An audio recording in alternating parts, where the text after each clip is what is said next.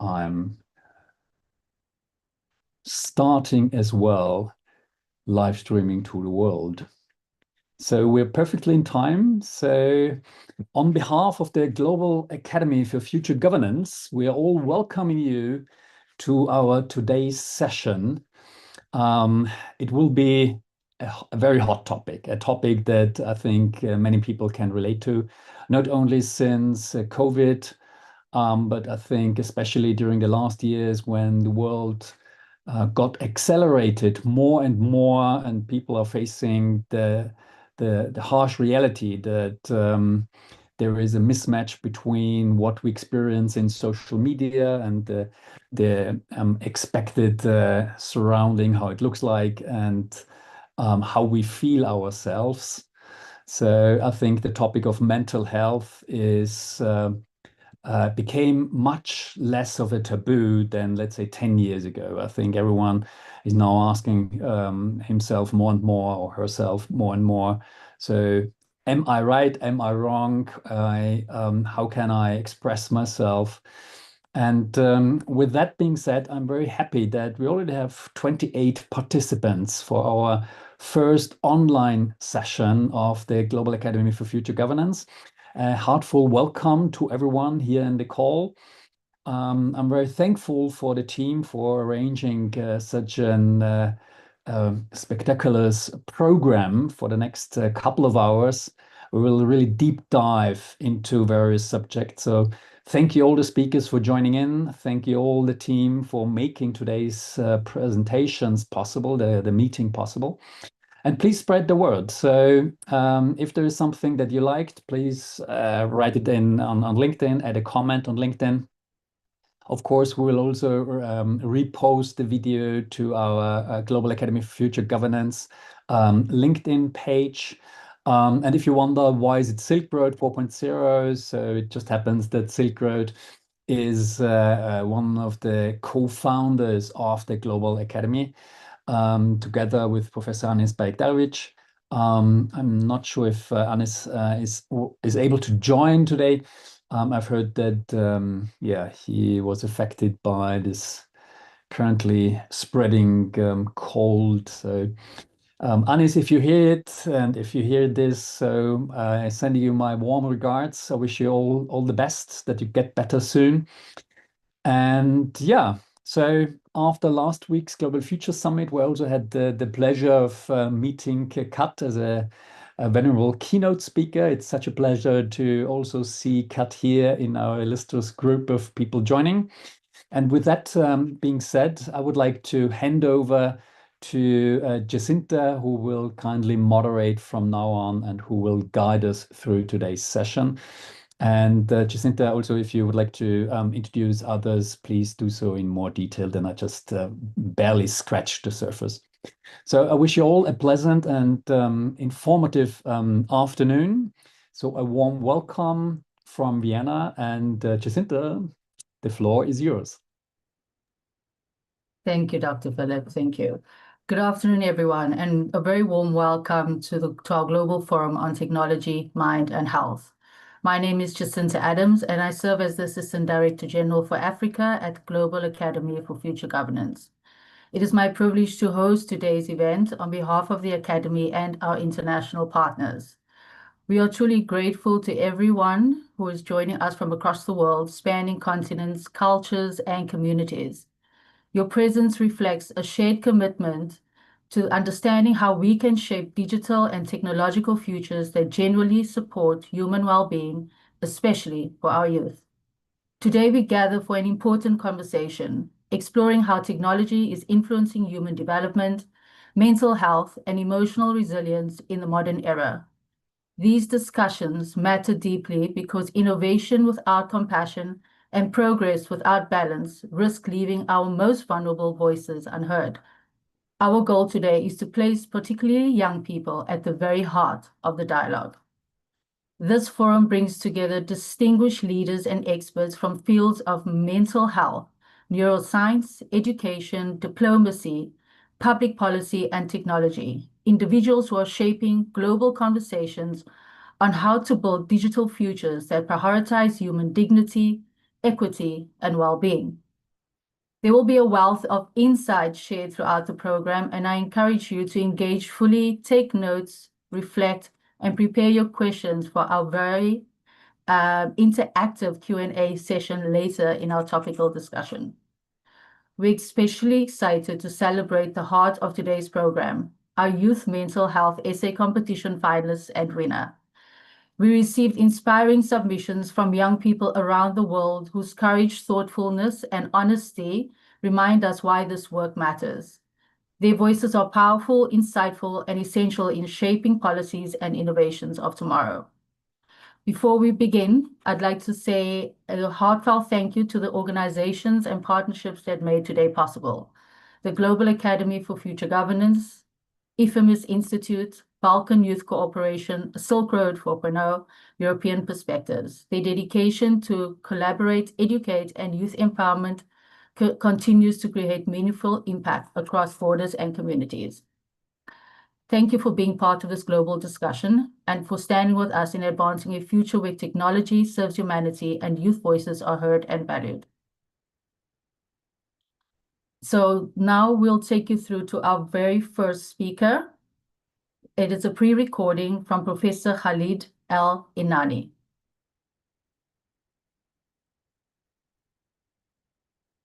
Loki, if you'll be so kind as to share the video.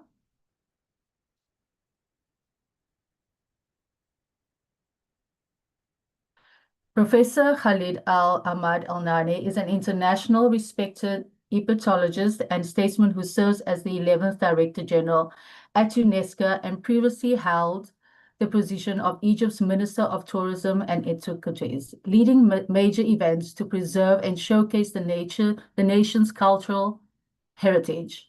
A distinguished academic, he's a professor of Egyptology at Helwan University and teaches at leading international institutions, including the University of Palermo in Italy and the Paul Valéry University in France.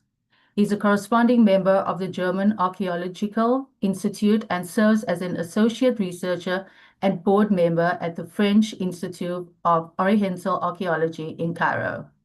Professor Al-Inani is widely recognized for his dedication to cultural preservation, education, and international cooperation, core values reflected in UNESCO's global mission and the spirit of this competition.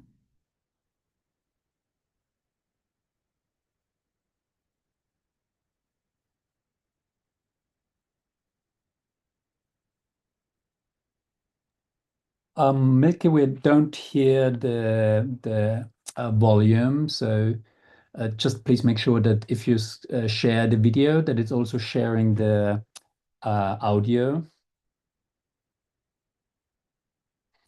So when you press the green button, there's also a checkbox that you have to tick that says share audio when playing the video.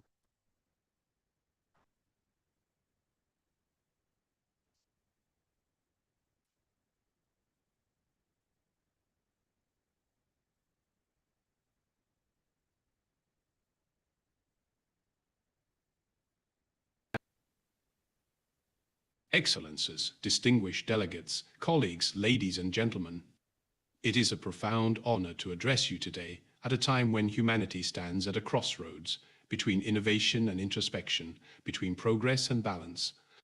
We are living through a digital era that has transformed every dimension of our lives.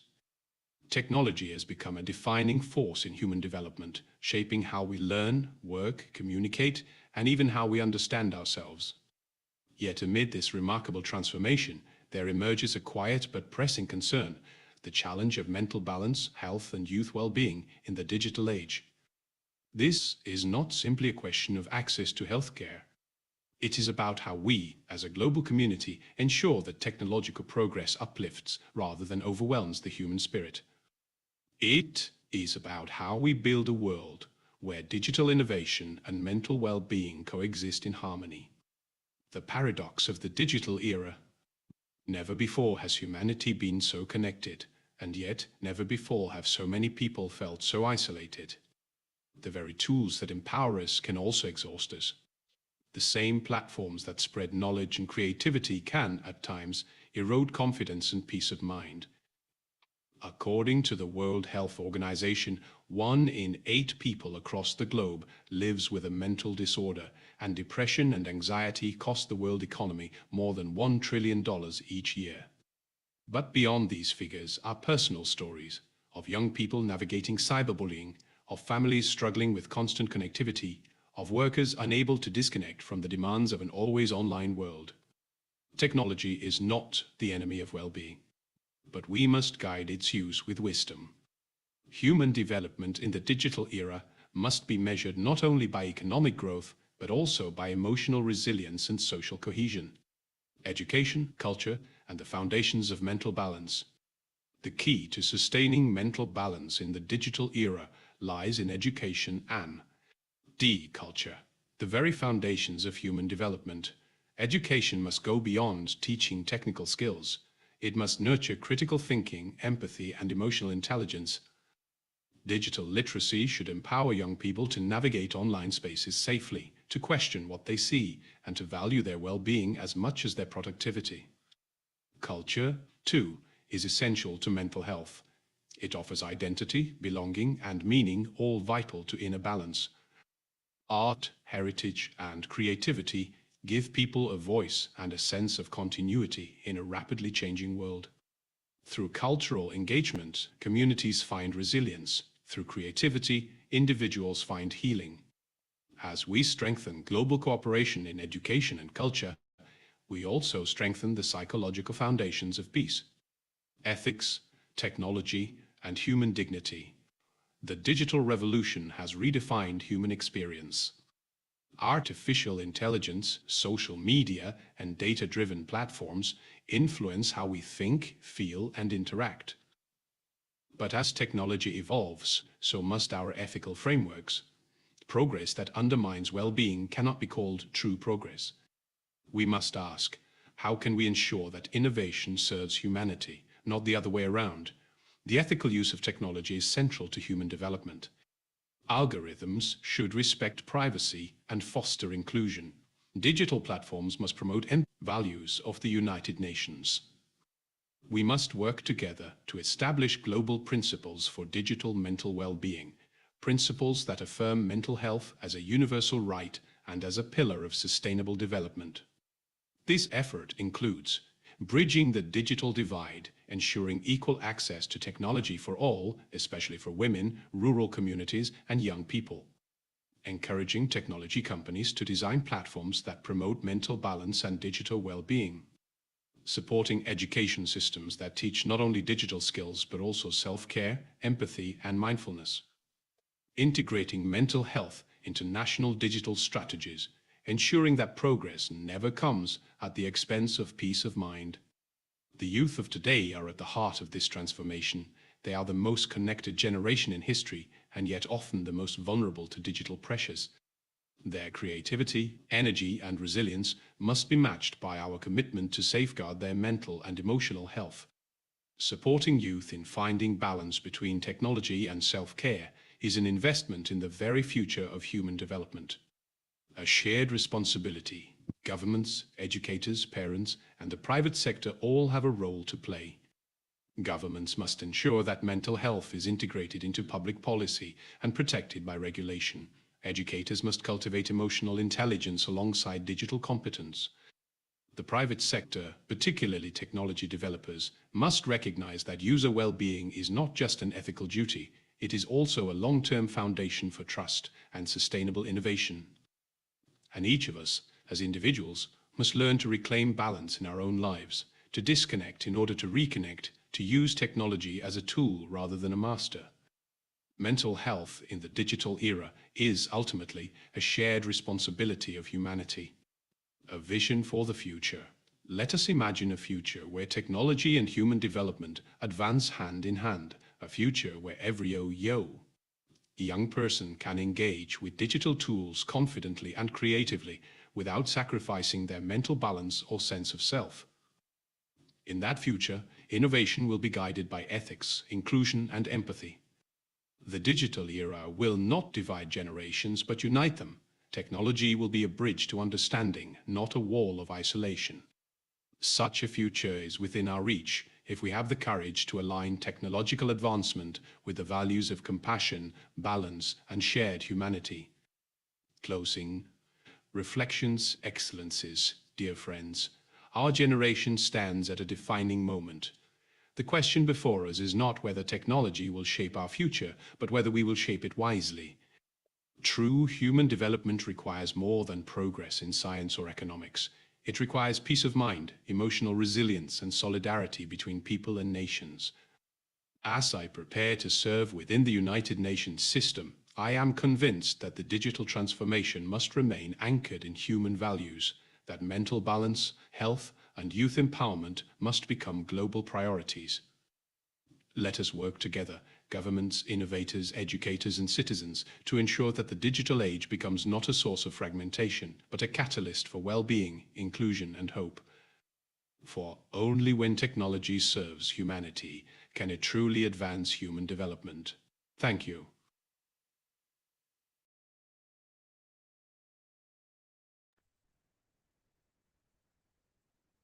Our next speaker is a pre-recording sent by Ambassador Vladimir Norov. Ambassador Vladimir Norov is an accomplished diplomat and statesman who served as the Minister of Foreign Affairs of the Republic of Uzbekistan and as Secretary General of the Shanghai Cooperation Organization, contributing significantly to regional cooperation and international diplomacy. He has held senior leadership roles within government, including serving in the office of the President as the First Deputy Minister of Foreign Affairs and as State Advisor on the Intergovernmental and Foreign Economic Relations. His diplomatic career includes appointments as Ambassador of Uzbekistan to Germany, with concurrent accreditation to Switzerland, Poland, the Netherlands, Luxembourg, and Belgium. Ambassador Norov holds the distinguished diplomatic rank of Ambassador Extraordinary and Plenipotentiary and is a recipient of the Mekhnat Shukrati National Award for Outstanding Public Service. Milky, if you would be so kind as to share his pre-recording that he has sent to us.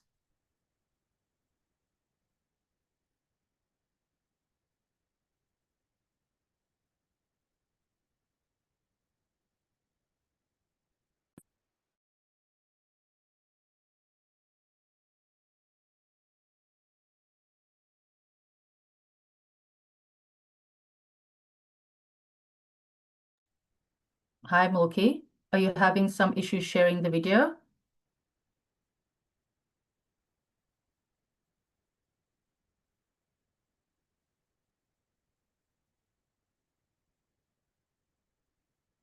Ladies and gentlemen, distinguished colleagues, dear friends, it is a pleasure and an honor to join this important gathering devoted to the intersection of technology, the human mind, and public health.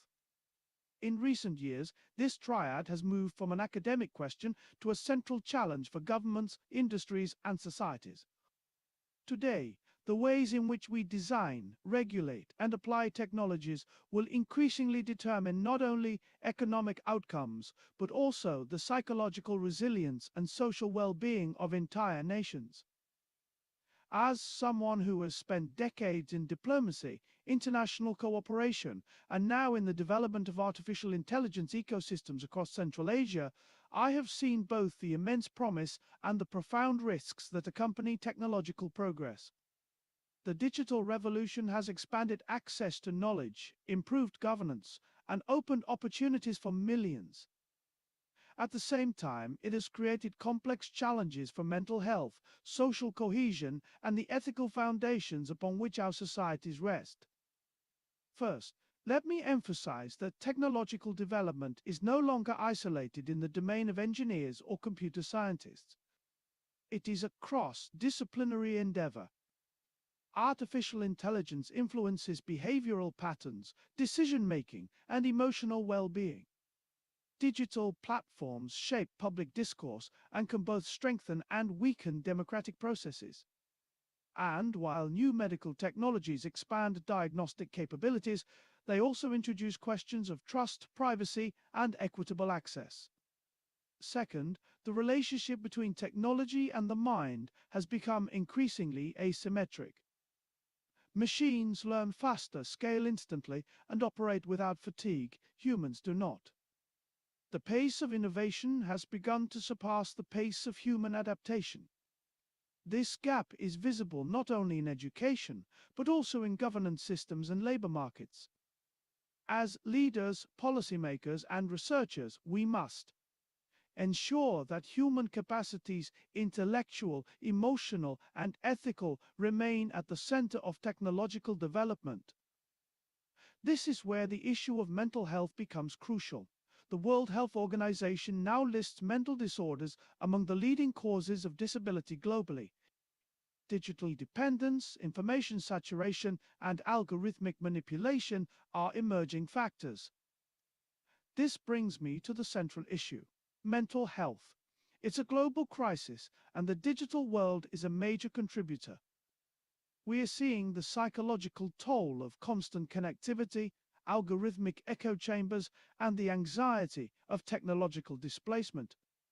We should not overlook the silent but growing psychological burden created by constant connectivity and the erosion of genuine human contact. However, technology, especially AI, can also be part of the solution. With proper governance frameworks, AI can strengthen psychological well-being, support early diagnosis of mental disorders, and expand access to quality care in regions where professional resources are limited.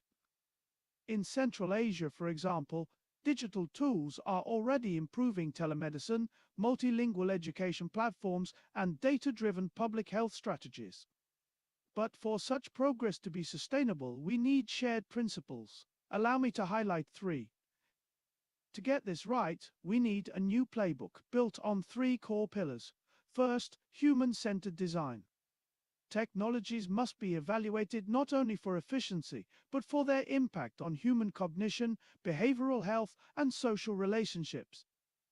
We must resist the temptation to adopt systems simply because they are powerful or fashionable. Second, ethical and inclusive governance. Countries at different stages of development should not be left behind.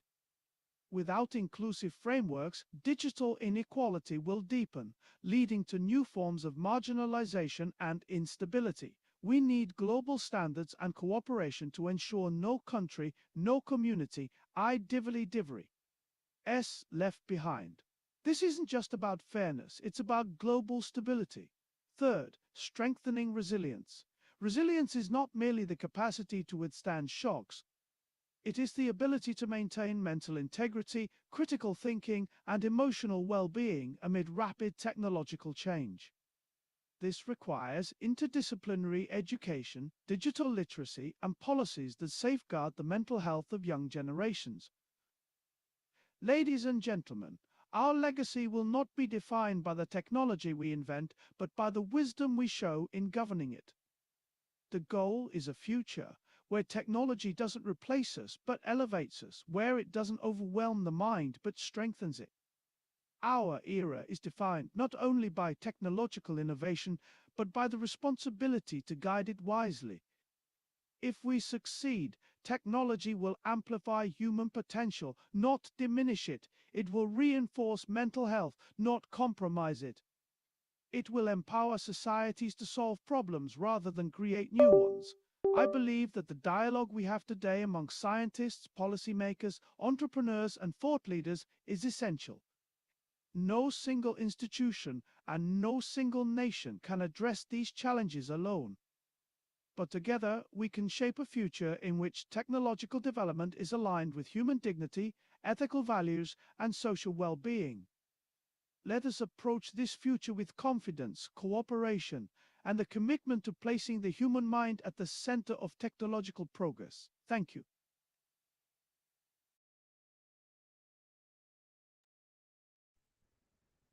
Thank you, Ambassador Vladimir.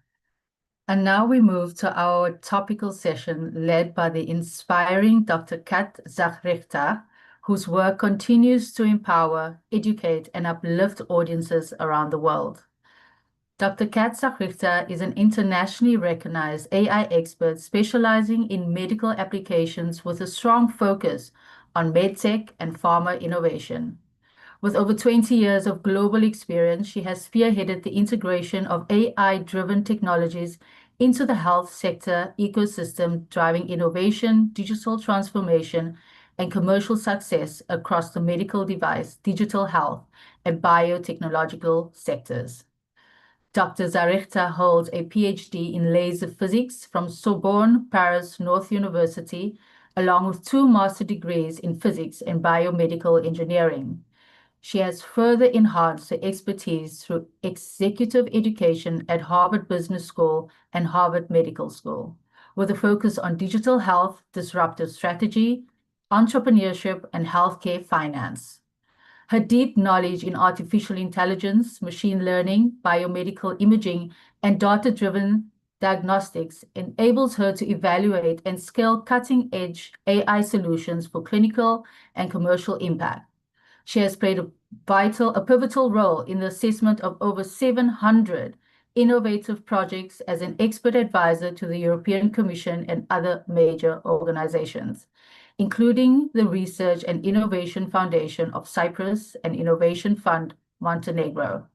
Her work spans initiatives such as Horizon Europe, EIC Pathfinder, and Transition Challenges, with a strong emphasis on accelerating access to AI-enabled medical technologies and digital therapeutics. Dr. Zarichta has also contributed to the growth of women-led tech ventures as an expert valuator and mentor for Women Tech EU. Her leadership in commercial strategy is exemplified by her success at Magforce, where she helped secure a 35 million euro European Investment Bank loan to support the commercial expansion of nanotechnology-based cancer therapy. At HistoIndex, she led the European market entry of an AI-powered digital pathology solution, significantly boosting sales and clinical adoption. As the founder of her own firm, Dr. Zarichta advises venture capitals, angel investors, and startups on due diligence, AI innovation strategy, and commercialization pathways in medtech and pharma. She also mentors early-stage AI-driven healthcare startups at the Founder Institute, helping to shape the next generation of digital health entrepreneurs. Her technical expertise spans optics, laser physics, near-infrared spectroscopy, and biomedical imaging, fields that form the foundation for many of today's AI applications in medicine. With global leadership footprint across Europe, Asia Pacific, and the Middle East, and fluency in multiple languages, Dr. Zarichta is uniquely positioned to bridge the gap between AI innovation and healthcare delivery, driving transformative outcomes for patients and health systems worldwide. Welcome, Dr. Kat.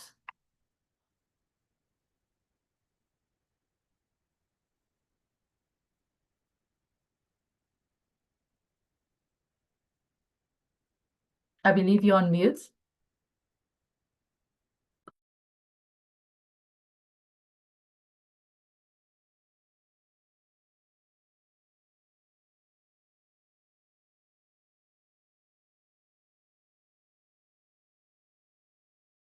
Good afternoon, everyone.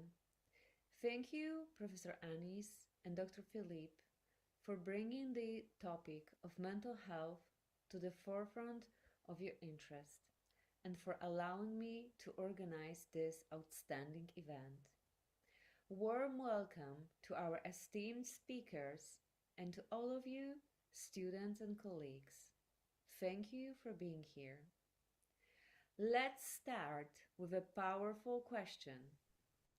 What is the most incredible tool we have, yet we understand the least? It is not AI, it is the human mind. I am Dr. Kat Zarichta, CEO of Cat Phoenix, an EU expert advisor and evaluator, and coach and mentor clinical hypnotherapist who spent years bridging mental health and technology. Today, we're not just talking about apps and AI.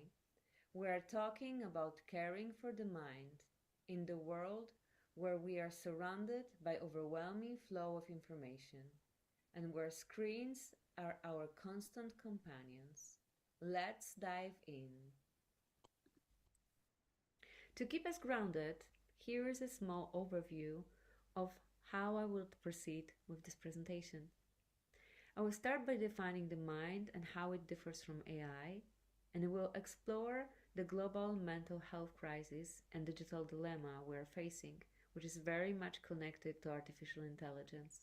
We'll also know how to harness technology responsibly, as well as, by the end, have some actionable steps to protect our own mental health and advocate for others. So, what is the mind? Is it just the neurons firing? Or is it something more? Our capacity for joy, grief, or that aha moment.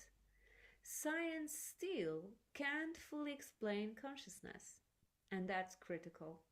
If we do not understand the mind, how can we build tools to care for it and protect it? Now, compare that to AI. This table says it all. Humans learn from one example. Let's say I just saw a person I know in the crowd. But AI needs millions of data points. We run on 20 watts like a light bulb, while AI guzzles power. But the biggest gap is consciousness. AI doesn't feel, it calculates. That's not a flaw, it's just a fact. And changes everything for mental health care. Let's be clear. Artificial intelligence is a tool, not a digital brain. Neural networks are math, not magic. They are amazing at narrow tasks like diagnosing skin cancer, but fail at nuance. Why is a patient sad? What cultural story shapes their pain? That is human. AI and humans work best as partners. Imagine a therapist using AI to flag patients' worsening mood, then sitting with them to say, I see you. That's the sweet spot. AI amplifies, but it doesn't replace. The WHO says that mental health is a state of well-being where you can cope with life, learn, work, and contribute to your community. It's not stress, it's resilience. And it's continuum with all the life's ups and downs. And also, it's not a luxury, it's a human right. Yet 90% of countries underfunded. And let that sink in. We are neglecting the foundation of every other human endeavor. Let's get with some real statistics. 1 in 7 people, over 1 billion people worldwide, live with a mental health condition. Depression is the #1 cause of disability. Anxiety affects more than 300 million people worldwide. This is an amount of people living in US, more or less. And it's spiking in teens. In the US, 1 in 5 adults struggle, but half don't get help. Europe is pretty similar, and other geographical locations have the same issues. Why is this? It's stigma, cost, and also the lack of therapists. And economically, we only spend 2% of global health funds on mental health, yet it costs 290 million disability years lost to pain. This isn't just a health issue, it's a really important human issue. And now, in the era of digital connection, we are overly connected 24 hours per 7. We spend more than 2.5 hours on social media, 160 times checking our phone. But are we present? And I have a question. Raise your hand if you have checked your phone in at least 10 minutes ago. Me too. And that's the dilemma. Technology promises connection but often delivers distraction, and we are more available but less connected. Networked, yet not nurtured. And this isn't just annoying. It's a very sad fact. 41% of Gen Z feel anxious after scrolling. 70% lose sleep from pre-bed screens. Young women's depression is up to 50% linked to the comparing their lives to perfect posts of all different influencers. And the loneliness paradox. 1 in 3 adults, young adults, feel isolated despite the fact that they have 1,000 friends online. And remote workers, 60% of reports show more stress. We're always on. Our brains never hit reset. This is not how we are wired to thrive. Now, the good news is that there's also a lot of promises. Digital tools can fill the gaps. Many of these tools also using artificial intelligence. So for rural India, a therapy bot might reach villages with no therapists. In US, teens can use the apps which can be there without the stigma. It is scalable, available, and personalized if it's done right. And here's the catch. AI cannot feel. A bot might say, just calm down, to someone in crisis, worsening their shame. Misdiagnosis may happen. Data breaches might put your inner world at risk. And you know that there's also artificial intelligence models having access to your Gmail account, your WhatsApp, Instagram, Facebook, learning your patterns and learning everything about you.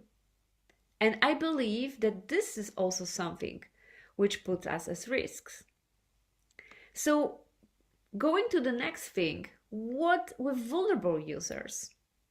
Sometimes when they speak with artificial intelligence bot, they might feel that this is something real instead of human. And this is very dangerous. Technology is not a tool, it's a tool, not a therapist. We need clinical quadriles, not just innovation for innovation's sake. Artificial intelligence isn't neutral, that's another thing. Because it's mirroring, reflecting our biases. So if we're training data on 80% of white, Western, and wealthy people, it fails to see Lagos grief or Mumbai's joy. I've seen an AI labeled black woman, neutral face, as angry. Not because she was angry, but it was a bug, just a bias. Cultural mismatch is huge, so solution from Silicon Valley won't work in Nairobi or Pakistan.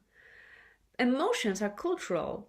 What's sad here might be resilient there. We need cultural multilingual tools, not just one size fits all. And ethics? Your therapy data could be sold to insurers. Some of the tools are used without your knowledge. And there's also issue of black box AI. If no one can explain why it recommended the treatment, who is going to take responsibility for this when it doesn't work and fails? If it happens this way, it's unethical and we must do better. But there are also things which are, again, a little bit more complicated. So when we rely on our interactions with artificial intelligence, many people now, also teens and kids, reach out to AI companions. And apps like Replica or others, they're just predicting words. So one of my clients said that my bot understands me better than my partner. But then the bot glitched and she would come back to me and tell that she felt really abandoned and misunderstood when the bot said 100 times, I love you.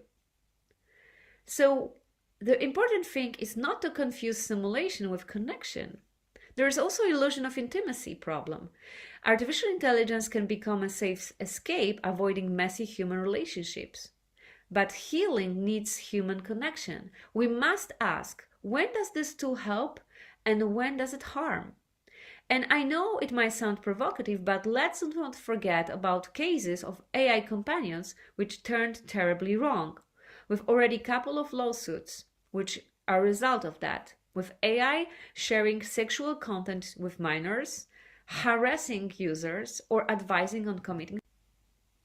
Here is another silent crisis, and that's very much connected with the use of artificial intelligence, ChatGPT, Claude, or all the other different models to do everything which people possibly can. This actually started already in 2010 with a global test showing our ability to reason and solve new problems, which is failing. And why? Because of the constant distraction. And now our brains are wired to focus, but screens are fragmenting our attention. And this isn't just forgetfulness. Some Harvard and Stanford and Yale studies were showing that actually just after we have used artificial intelligence, we are not able to remember any of the contents which we have just written. And if we can't process this information, we can't cope with the stress of it as well. And let this be a wake-up call. But please don't get me wrong, not all the tools are bad. Headspace calms 100 million users. Webuild use cognitive behavioral therapy to cut anxiety. Wearables like MindMics track stress in real time. All these work because they are evidence-based and supplement, not replace human care. And the market for mental health apps is going to hit $36 billion by 2034. The demand is here, but the quality matters. So please skip the viral apps and look for the ones with clinical trials.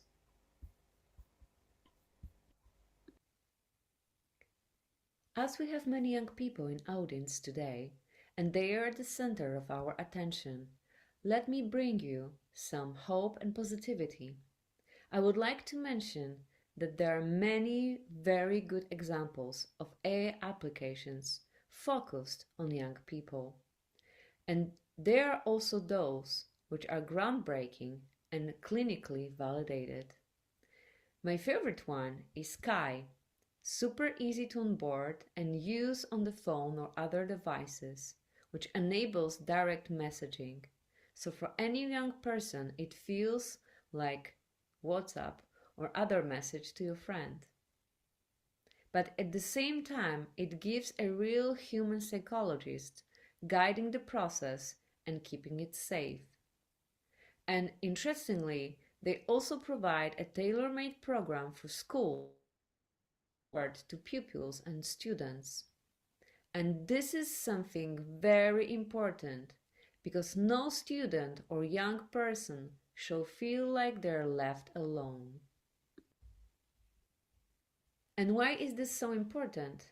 Because teens spend 7.5 hours on screens daily. Very often they are cyberbullied, met with hate, with misunderstandings, feeling left alone, sometimes self-diagnosing via TikTok, and just generally overstimulated. And this isn't just kids being kids. This is an emergency. But there are solutions which are really helping children. One of them is Poppins, which gamifies support for neurodivergent kids. Another one is PlaySend, which offers an innovative approach which is using AI to transform education for children with special educational needs, including ADHD, SAD, and other. By integrating the captivating worlds of Minecraft and Roblox, they support children in learning English and Spanish while making it fun and easy. Belite teaches emotional literacy, but no app replaces a parent saying, "How was your day?" We must guide, not just hand them the screen. And there is another thing. We must remember anything we share online stays there, and when we post photos and videos of our children, we might put them in danger. And at the end of this presentation, I would like you to see a short clip just about that. Mental health isn't just one size fits all. Women face different problems like postpartum depression and menopause. And all the apps like Clue or Stella might track their needs. Men also avoid care due to stigma, but we need a very good access to low pressure coaching. Older adults, they might feel loneliness and cognitive decline. So all different kind of VR tools and AI-based tools might also work best for them. So tailor care or it fails. Mental health workers are also overburdened and we need definitely more of them. In summary, the mind is our most precious resource, complex, conscious, and cultural. Digital tools are a double-edged sword. They can heal, but they can also harm. We need systematic change, more funding, better policies to regulate AI and protect data. And digital literacy for all. So I would like to ask you to pay attention because the change starts with you. Here is your challenge. Audit your digital habits. Are they nurturing or draining you? Try screen fast for 1 hour a day. Advocate. Push for mental health funding in your community. Teach. Share this message. Technology is a tool, but human connection is the cure. Let's co-create the world where the mind is nurtured, protected, and celebrated. Thank you. I'm opening the floor to the questions, but before I will finish, I would like to show you with me. Please don't hesitate to connect with me on LinkedIn. Do you know that I'll man? be very happy to welcome you in my network and also welcome any questions from your side. Happy birthday, Thank Ava. you. 8 already. Looks like you'd a ball with your friends. Ah, I see you're back playing football Thursdays, Ava. Hope your dad picks you up on time for once. Every time you share their life online, you risk sharing their personal data with the world. Pause before you post. A message from the Data Protection Commission.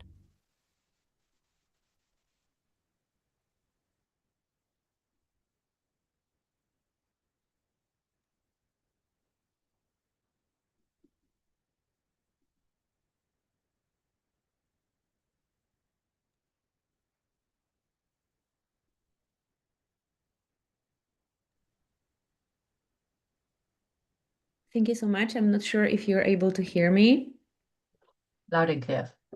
Fantastic.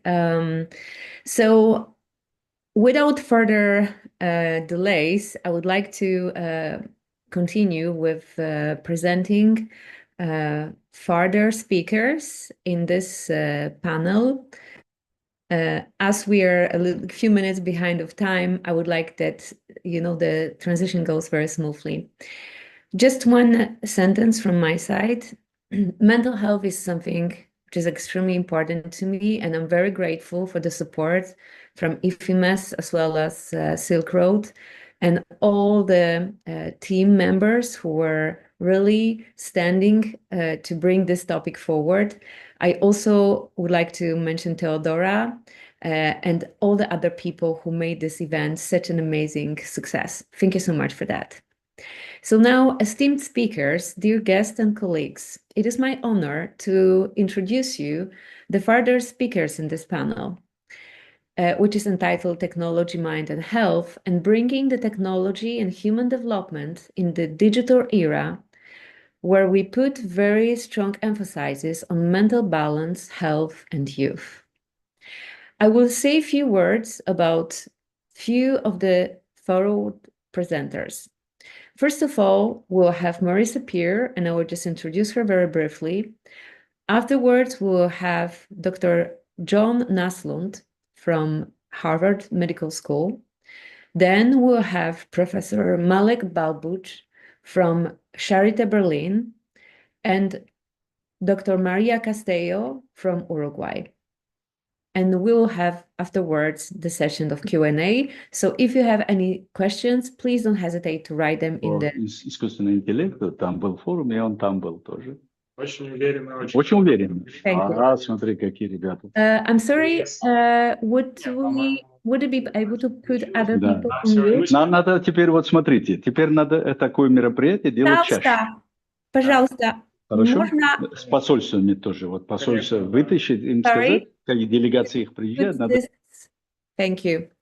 I've muted him. Thank you so much. I can use my skills in other languages to just make the transition smooth. So first of all, let me say a few words about Marisa Peer. I had an honor to be actually a student of Marisa in the framework of rapid transformational therapy. Marisa is a renowned therapist, best-selling author, global speaker, founder of I Am Enough movement, and a pioneer of her therapy modality, rapid transformational therapy. With over 30 years of experience, she has helped people from all around the world to walk through life, including some CEOs, Olympic athletes, and A-list celebrities. And she's helping to overcome limiting beliefs and unlock their full potential. Marisa founded the RTT School in 2015, and she has trained over 18,000 people worldwide. She also is a best-selling author of 6 books with over 2.6 million social media followers, and she continues to change lives. But one of the topics which I would like to bring today is her initiative, bringing the schools to have a very informed program to support children in their daily life. And to give you a little bit of the background information, she created a Marisa Peer's 5-day school challenge, which is designed for children aged 6 to 11 and serving as the first step towards a comprehensive one-year program. So in this program, they have already implemented this in UAE, and they aim to create happier, healthier, and civilized, thriving citizens. The idea of this challenge is to bring a nurturing idea of inner cheerleader to every child when they're encouraged to voice inside voices and help them to persevere through every life's challenges. And I really love this very much because this program helps children to shift from I can't to I can by fostering positive thinking. Thank you, Milky, for playing both videos.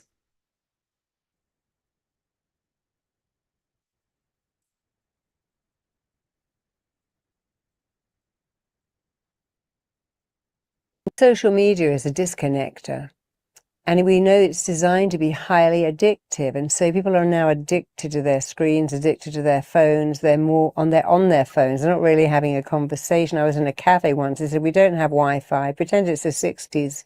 Talk to each other. I thought it was very funny because we don't. We're all on our phones. You see a couple together sitting on the sofa on their phones. People are in the cinema, on a plane, at a restaurant on their phones because phones are addictive. And now we're connecting to the screen, which is not real. We're spending hours watching. Then we think at the end, but did I learn anything? Is I've been reading a book and flipping through comics. So it's addictive, but so is junk food. And just like gorging on junk food makes you feel awful and empty, gorging on social media, it's one thing to say I'm watching a lot of TED Talks and I've learned something, but scrolling through celebrities and looking at their dresses and looking at what they've done and talking about makeup and talking about silly things doesn't just make you feel empty, it makes you feel worthless and meaningless because you are overexposed every day to fake images of perfection. They don't really have houses like that, or bodies like that, or children like that, or faces like that. But social media is designed to make you compare yourself and come off worst. So it's a really bad thing. You know, we know this is true because there were studies done. One of them was in Turkey, where they went to the villages where they had no television and they screened in TV from America. And within 3 years, there's an epidemic of eating disorders because people were saying, wow, I should look like that. I didn't know I was supposed to look like that. So whenever you bring in television, magazines, and social media, people who haven't been exposed to it, the first thing they feel is intense dissatisfaction with themselves. We know that expression comparison is a thief of joy. So social media is stealing our joy by making us compare ourselves to other people. And they get the hit of the dopamine, and then they're seeking validation, and they crash. And then they need more dopamine and more dopamine. Just like any drug, you need more. It's like saying, well, I started off with a bottle of wine, now I've got 3, because you need more. And it's all empty. You have to limit your time. You have to say, I don't have the phone on a Sunday. I put the phone away at dinner. I say to myself, I'm going to look at it for 10 minutes of entertainment and 10 minutes of education, and then I stop. You eventually just have to stop looking at it all the time, because if you stop doing it, you'll stop that reward system. I mean, it's also the colors and everything on phones are designed to be addictive. That's why babies want them all the time, and the more they have, the more they want. You see children are swiping on a television screen. So you've got to be very careful how much you let that into our life, because it takes over. You know, we worry about AI, but actually phones and screens are doing the same thing already. I think you have to be conscious about who you follow and what you're consuming. You know, following you on Instagram, we're going to get so much value. You're going to get educated. We're going to give people tools and techniques. Do you think people should go through like a social cleansing? I think always ask yourself a question. What am I getting from this? What is it giving me? Rather like to see before I eat, is this of any value? Am I eating junk here? Am I eating something that's going to benefit me? Same thing with that. Is it going to nourish me? Will I benefit from it? Or is it just mindless stuff? If it's mindless, either stop or give yourself a very small amount of time. They simply have to ask themselves, how does this make me feel? Yeah, how does it make me feel? What's it giving me? What's it doing to me? You know, the word response able means I'm able to respond. If you have responsibility, you have an ability to say, this is a waste of my time. I'm maybe 5 minutes to laugh at something, but I'm not spending 6 hours scrolling at meaningless stuff, which is not doing anything for my brain. So I guess the takeout is, how can social media serve you in a positive way, and how can it make you feel good? Well, there's stuff like TED Talks. There's some very interesting stuff. You can go to social media and find great lessons. You can learn how to do your own PR. You can learn a lot of stuff on social media. You can go onto YouTube and find all kinds of tutorials, how to speak in public. You can learn a language. You can do fitness at home. It's all free. But again, you want educational more than entertaining. They can be both. I can be watching someone who's teaching me to work out and it's fun, like Joe Wicks. That can be entertaining and educational.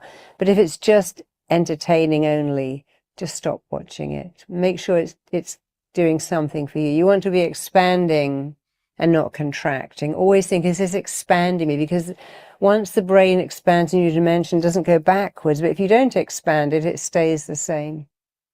And your potential expands as you move to it. You can never know what it is, because every time you move to your potential, it expands again and again and again. So here's the question, is what I'm watching expanding my potential?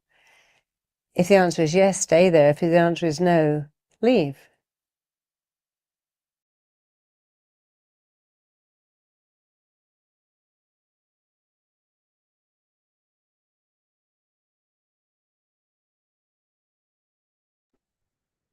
We'll have the second video playing. Milky, if you would like to go ahead.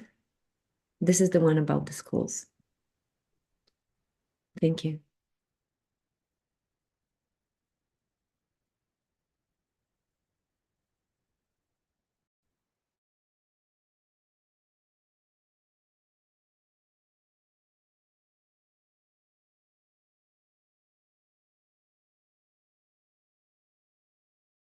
Hi, I'm Maxwell, and this is my inner cheerleader, Charlie.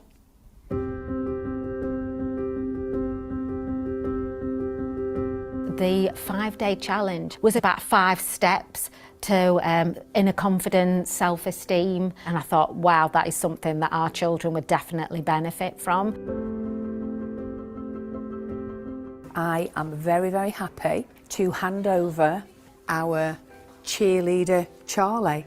This is a representation of the fantastic work that you guys did while you were doing the course. When I'm feeling nervous, he turns the nerves into confidence and excitement. When I'm feeling down, he makes me happy a lot of the time. And if I'm having really negative thoughts, he stops that. He helps me by keeping positive thoughts in my head and always trying.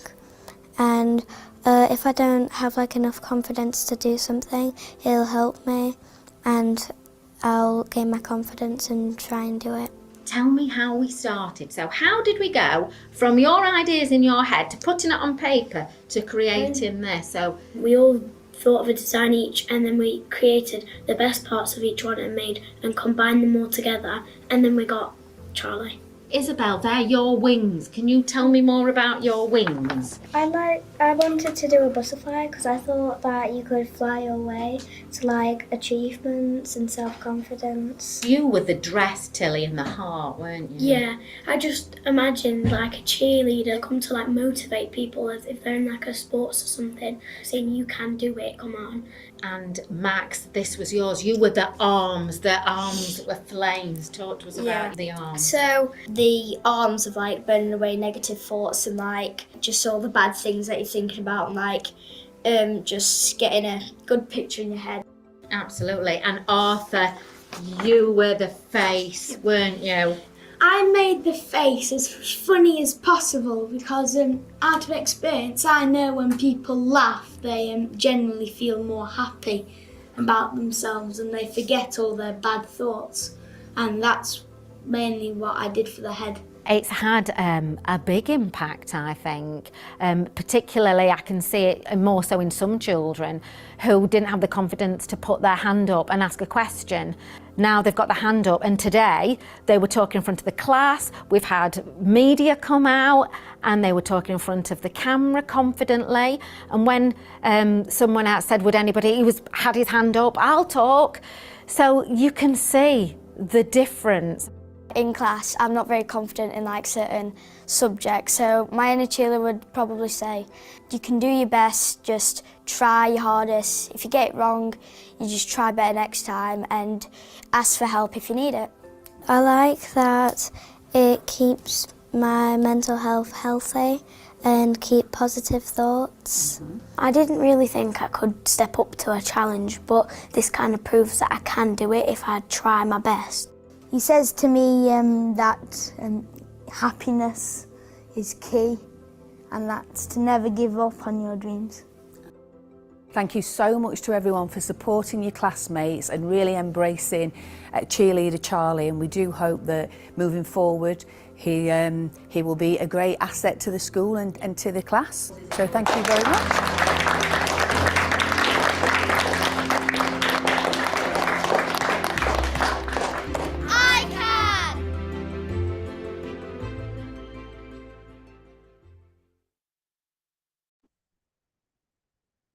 Fantastic. Thank you so much for this. So now I would like to introduce our second speaker in this panel, Professor Dr. John Naslund, who I had an opportunity and chance to meet in New York, United Nations General Assembly, when he was one of the speakers telling about the mental health issues. I was particularly inspired by this talk, so I had actually opportunity to come and discuss this with him. Professor Naslund is a co-director of the Mental Health for All Lab at Harvard Medical School, also a faculty in Department of Global Health and Social Medicine. He holds expertise in psychiatric epidemiology, implementation science, and digital mental health. Dr. Naslund's scholarship seeks to advance efforts aimed at improving the lives of individuals facing the challenges of mental illness worldwide. His work focuses on low-resource settings in India and in the US, using digital innovations to train frontline providers, support recovery in people with severe mental illnesses, and promote peer-to-peer support and mental health advocacy. His work is supported by grants from National Institute of Mental Health, the Brain Behavior Research Foundation, the Harvard Global Health Institute, BARC Fellowship, Grand Challenge Canada, the H.E. Batt Foundation, the Tepper Foundation, and the Wellcome Trust. Dr. Naslund has over 200 peer-reviewed publications and is an honorary research fellow with Sangat, a world-leading NGO and research organization based in India. Dr. Nasrud has a long-standing track record of advocating for the rights, dignity, and quality of healthcare for those living with mental illness. Dr. Nasrud, I kindly invite you to unmute. Thank you so much. Great, wonderful. Thank you so much, Kat, for this, for the very, very kind introduction and for this invitation to present today. I'm delighted to be here. I'm going to just share my screen. I have some slides that I'll present. I want to make sure this works.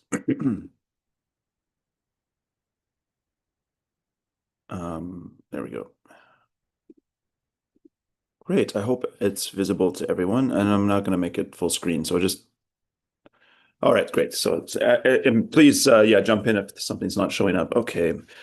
So I'm really delighted to present on this topic. It's a topic of great interest to me and a real key focus area of my team and our lab here at Harvard Medical School. And it's really thinking about how we can draw from some of the emerging and pioneering evidence from other parts of the world to really address the mental health crisis here in the United States. And I'm presenting on this topic. I know this is a global audience, but I think this has relevance for really all settings around the world. And I have a large part of my work focuses, as Kat mentioned, I have a focus of my work in India, but then also in the United States. And it's interesting, the United States is certainly a very well-resourced country, yet when it comes to mental health care and all sort of healthcare indicators, we lag behind in many, many respects, and in mental health care in particular. And there really is which I know is also emerging in many countries around the globe. There's really a mental health crisis, and it's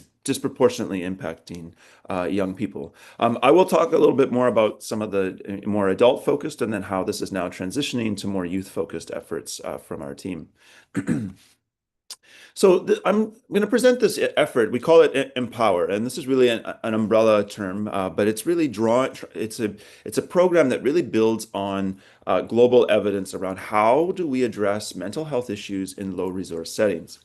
So this really comes about, this work builds on, I would say, pioneering research from the last 20 to 30 years that really actually originated in some of the lowest resource settings around the globe.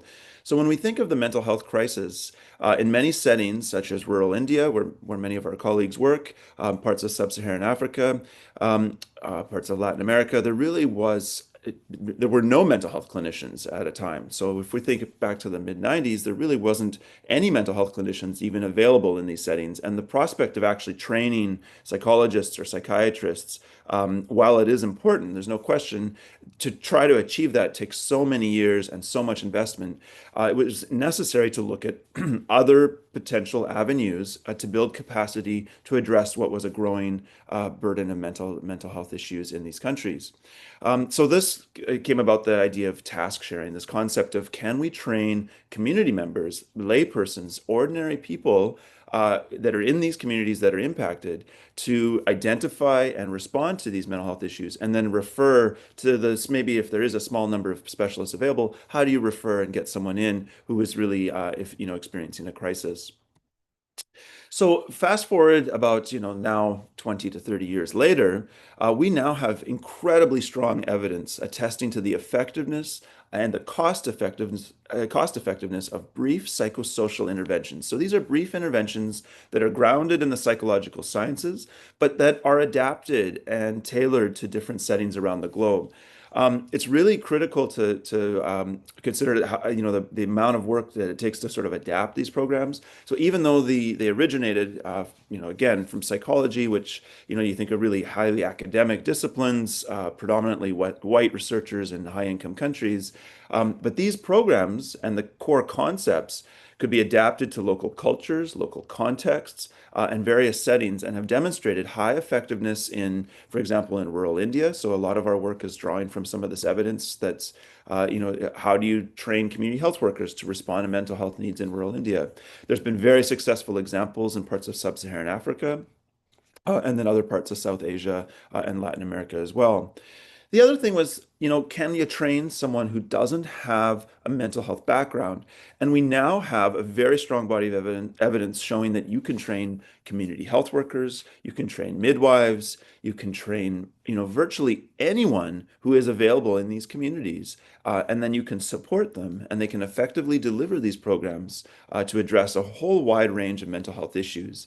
The evidence is strongest for more common mental health issues, so things like depression and anxiety, which also have a very high burden among young people. But they are also effective for other mental health conditions, even mild trauma. So trauma symptoms, not very severe trauma like PTSD, but trauma, which is very common as well. And then can also be very helpful for more serious mental disorders, supporting rehabilitation in disorders like schizophrenia or bipolar disorder. So even though the evidence is very strong, one of the challenges is that these programs are not really implemented. So if we look at now, as of 2025, there are probably well over 150 randomized controlled trials conducted in all settings of the globe. So again, this is the gold standard of evidence. So we have high evidence of effectiveness, yet there are so few examples of actual uptake and delivery and implementation. And this is a tremendous gap, and is really the central focus of my work and the work of my team with our program, this Empower program that we've launched. Essentially, how do we bring this evidence and get it into practice? So a major focus has been on depression care. So this has been a key emphasis of my work, is thinking of programs to address depression. And a major reason for this is depression is so common and impacts people across the life course. And it's also one of the conditions that has such a significant impact on our functioning, how our well-being, how we respond to activities like looking after our families, engaging in leisure activities. The impact of depression is so substantial, but it also, on the other side, is also very, very treatable. Depression, of course, there's very serious cases of depression, but the vast majority of depressive symptoms can be treated, and can be treated in community settings. They can be treated outside of the clinic. You do not need, the vast majority of individuals experiencing depressive symptoms can get better with the right help and the right support in their own communities. So we work closely with a program. It's called behavioral activation, and behavioral activation. It's a core component of CBT, so cognitive behavioral therapy. I'm sure that's quite well known. It's one of the kind of the gold standards in terms of treating depression. Behavioral activation is recommended it's a frontline intervention recommended by the WHO.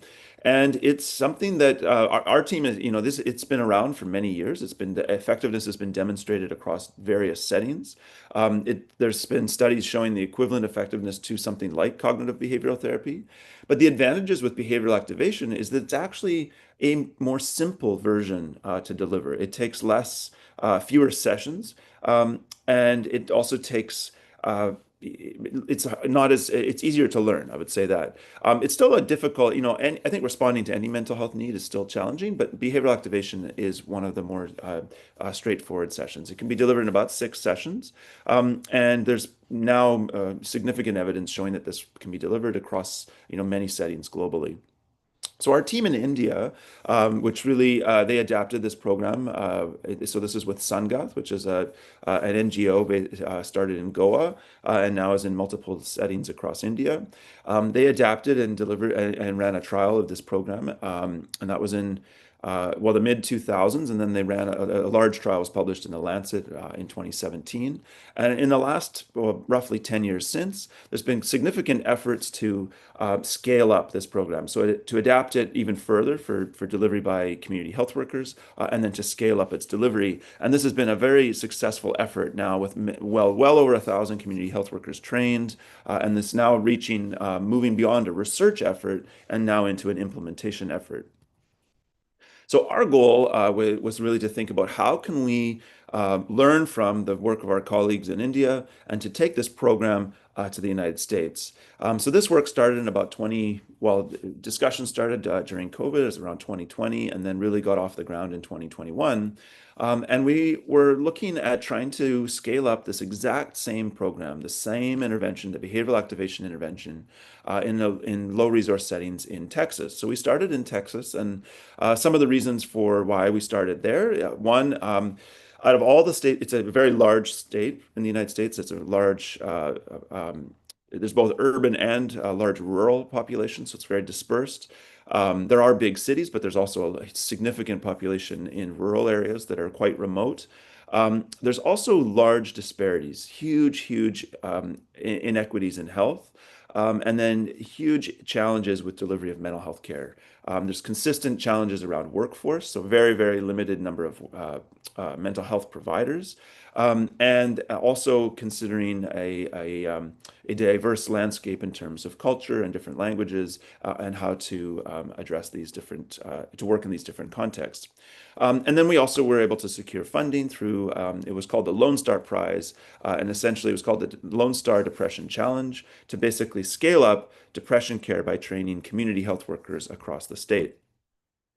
So this is, again, the intervention, just to talk a little bit more about what exactly it is that we used. So behavioral activation.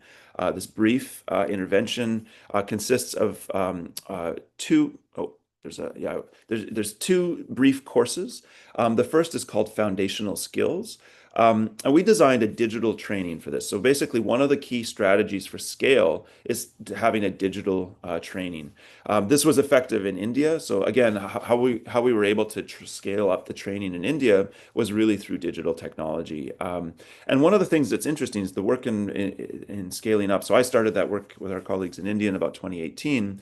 It actually, of course, COVID was incredibly disruptive, but our goal was to use digital technology for building workforce capacity among community health workers. And it became actually something as the pandemic rolled on, became essential. There wasn't even an option. So that in some ways actually benefited the program because community health workers were now equipped with phones. It made it actually much easier to scale up our training.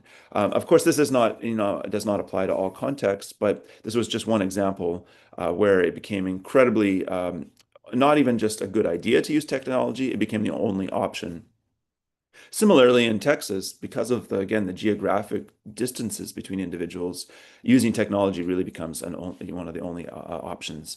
So the course consists of a brief course called Foundational Skills, and this is really the essential skills to be an effective counselor. And then this is then followed by the core content on behavioral activation. So this is really the actual sort of key ingredients on how do you help someone with depression. And both courses take overall, it's about 20 hours. We also adapted all of our content into Spanish language. So it's a very significant population that are Spanish speaking only. Many communities are largely Spanish speaking. And we were training community health workers. So there was a statewide community health worker program. And many of the community health workers, again, only work in Spanish and really cater to these communities, which also tend to be more low resourced, more rural, and where the burden of mental health issues is substantial. Oh, and just to highlight the process for adapting to Spanish, I just want to emphasize this was not just, oh, let's translate the video, translate the training. It was a full adaptation. So we went through a systematic cultural adaptation. And this was largely because of our collaborators in Texas. We had thought that maybe we'll just translate it, that would be the easiest, but they said no, we want to make sure it's culturally relevant, culturally adapted. So this required a significant more amount of time and also more resources. But I think that at the end of the day, the quality of basically the quality of the training in Spanish is equivalent, if not even perhaps better than our English training. So then the next step was well, let's scale this up. So what were some of our strategies to make sure we could achieve our goal of training across the state? So one of the key things was we were able to get certification through the department, the state department, health department, so the Department of State Health Services, DSHS.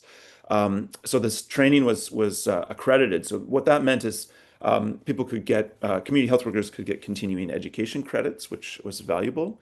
We also had to think sort of creatively beyond just training community health workers. As we started rolling out this training, there were many other individuals that were very interested in taking it. So we started working with veteran serving organizations, the YWCA, which works largely with women who are victims of domestic violence or experiencing homelessness. So we started working with a whole range of communities, including faith communities. So we were embedding this within churches and congregations of churches, and that work is still ongoing. So again, it started in 2021. We've wrapped up just this year in August. We've really expanded this across over 60 cities across the state. I'm showing here just a map, just to give a context of the size of the state. And really all of the different regions. So the north, which is sort of around the Dallas area, we had many trainees there. We also worked in health systems in that part of the state. We worked in the central area with county health departments, so Hays County, which is a rural area.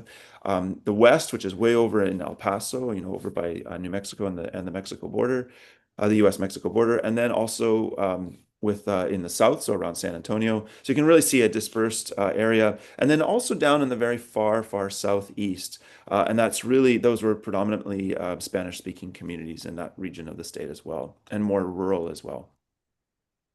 And then just sort of kind of to think again, had to sort of think creatively on who we would, train. And I think this was one of the key lessons I would say, and is that yes, it's one of the things. And I spoke to this even at the UN General Assembly, as Kat mentioned, is to really think creatively on who you can train and thinking outside of clinical settings. The work, I have to say, was initially started with a heavy focus on clinicians, on thinking of community health workers who do have some clinical experience. We also trained nurses and social workers. But we learned very quickly that there was many, I would say, barriers and challenges with the health system, many constraints. And our most successful uptake was often in community-based settings. So individuals we worked with a group called the Congregational Collective, and that brought together congregations from about 10 churches initially, but now has expanded to 18 churches in the San Antonio area.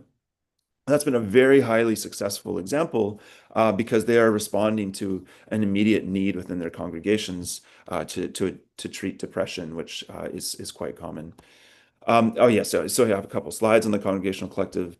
This has been a really exciting part of this work because it truly is outside of, it's truly in community, and was also something that was brought forward. It was not, as a researcher, it was not it wasn't my idea or our team's idea that we should try to do this in churches.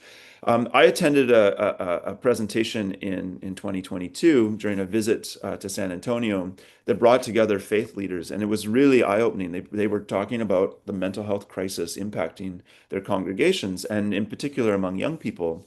And they were looking for opportunities to address these needs. And what's been really exciting is this has been cross denominations. So everything from the Baptist Church, which has a large presence, the Black Church, Catholic Church, and other Protestant denominations, Lutheran, and so on. So, which is really incredible. It's brought together so many different denominations, and really serving almost every cross section of the San Antonio area. So all different socioeconomic strata, wide diversity in race and ethnicity, and then also serving large Hispanic communities. So Spanish-speaking content is relevant as well.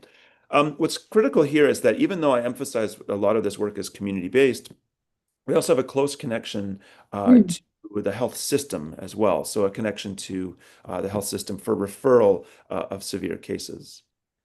So I'm just going to highlight some of the next steps, and this is really where the youth work has come out of this. So this is ongoing work with depression. We had a major focus on scaling up the training, and then now shifting into the delivery and implementation.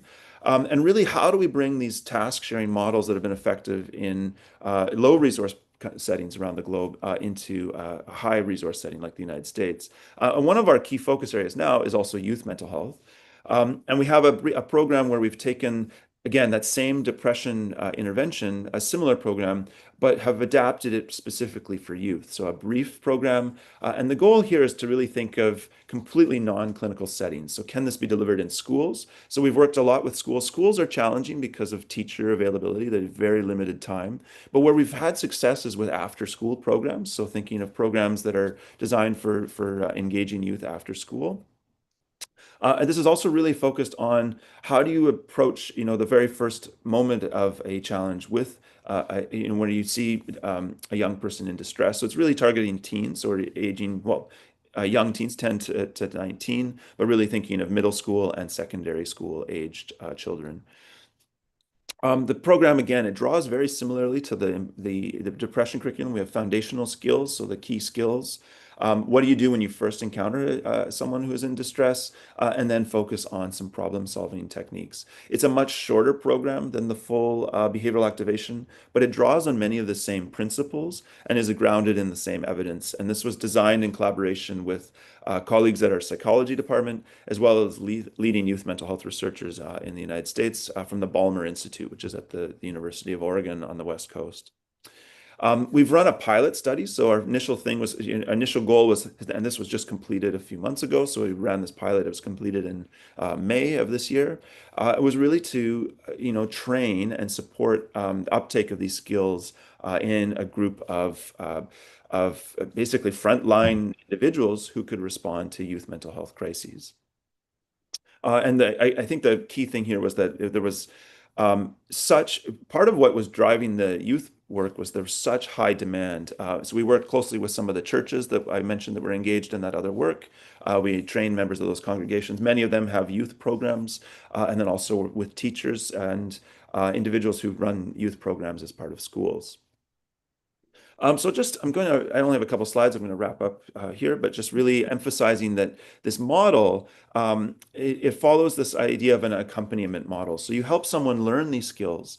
You help them progress through to this, what we call an internship, but really a phase where they can practice the skills. And then with ongoing supervision, I have to say that one of the key things is that we don't just think, you can't just train and then say, go out there and deliver the program. There has to be this infrastructure and support to help ensure that the programs are being delivered with high quality, fidelity, and that the individuals being trained to do this are supported so that they feel confident and have the skills to carry this forward. And the goal is to create sort of a sustainable model where someone who's trained in these interventions can then help support the next cohort. And I'm really excited that we're now at this phase. Our team in India is much further ahead with this, but I'm very excited that our first cohort of trainees are actually engaged now in supporting, well, it'll start in January, but the next cohort, they'll be engaged in supporting the training of a new cohort. And really one of the goals is to achieve sustainability. Technology has been a key piece across every one of these steps. So just to emphasize the technology for training, technology for supporting supervision, and I think also thinking of future opportunities with the data that we'll collect. So again, all of this work, one of the key things, I think there's exciting opportunities to train outside of the clinic setting. I can't emphasize that enough. I'd say one of the other key takeaways is the active engagement of our stakeholders and collaborators across all of these steps, whether it's developing the training programs, testing them, rolling it out, and then supporting implementation and the adaptation to different settings. There really is none of this is possible without this close involvement of community stakeholders throughout each of these steps. And this also includes engagement of youth. Just want to emphasize, highlight our funders and just acknowledge that this has been a team effort and certainly not possible without the generous support of many different funders internationally and also here in the United States. So yeah, thank you very much, everyone. And thank you very much, Kat, for the opportunity to present. Really pleased to be here. Yes, just John, if you could stay a little bit longer, Yeah, the Q&A session, so maybe there'll be some questions directed to you. I definitely would like to maybe also kind of start a deeper conversation. Thank you so much again for this. Thank you. Absolutely. And now I would like to make an introduction to another distinguished speaker, Professor Malek Balbuch, who I had also an opportunity and honor to meet in person in Berlin not very long time ago. And I was not really very fully aware of his specialty when I started to speak with him about different aspects of how we express ourselves, of how the communication works, and how, speaking different languages is an important thing, but also how all these different topics play in the terms of, mental health and our communication, how we express our feelings. Little did I know, but now I know. And so that's the reason why I wanted to bring Professor Malek to this event as well today. So just to bring you a little bit more of the Professor Malek biography. He's the professor of psychiatry and affective neuroscience and Charité University Hospital in Berlin, as well as head of the department of psychiatry and psychotherapy at Charité Mitte Campus. He's an internationally renowned researcher. His work has contributed significantly to advances in precision psychiatry, healthcare model development, and global mental health. The focus of his Einstein professorship is the implementation of a visionary care model for mental health. Using generative AI, this will enable preventive, diagnostic, and therapeutic care for patients with mental health problems and will be applied internationally.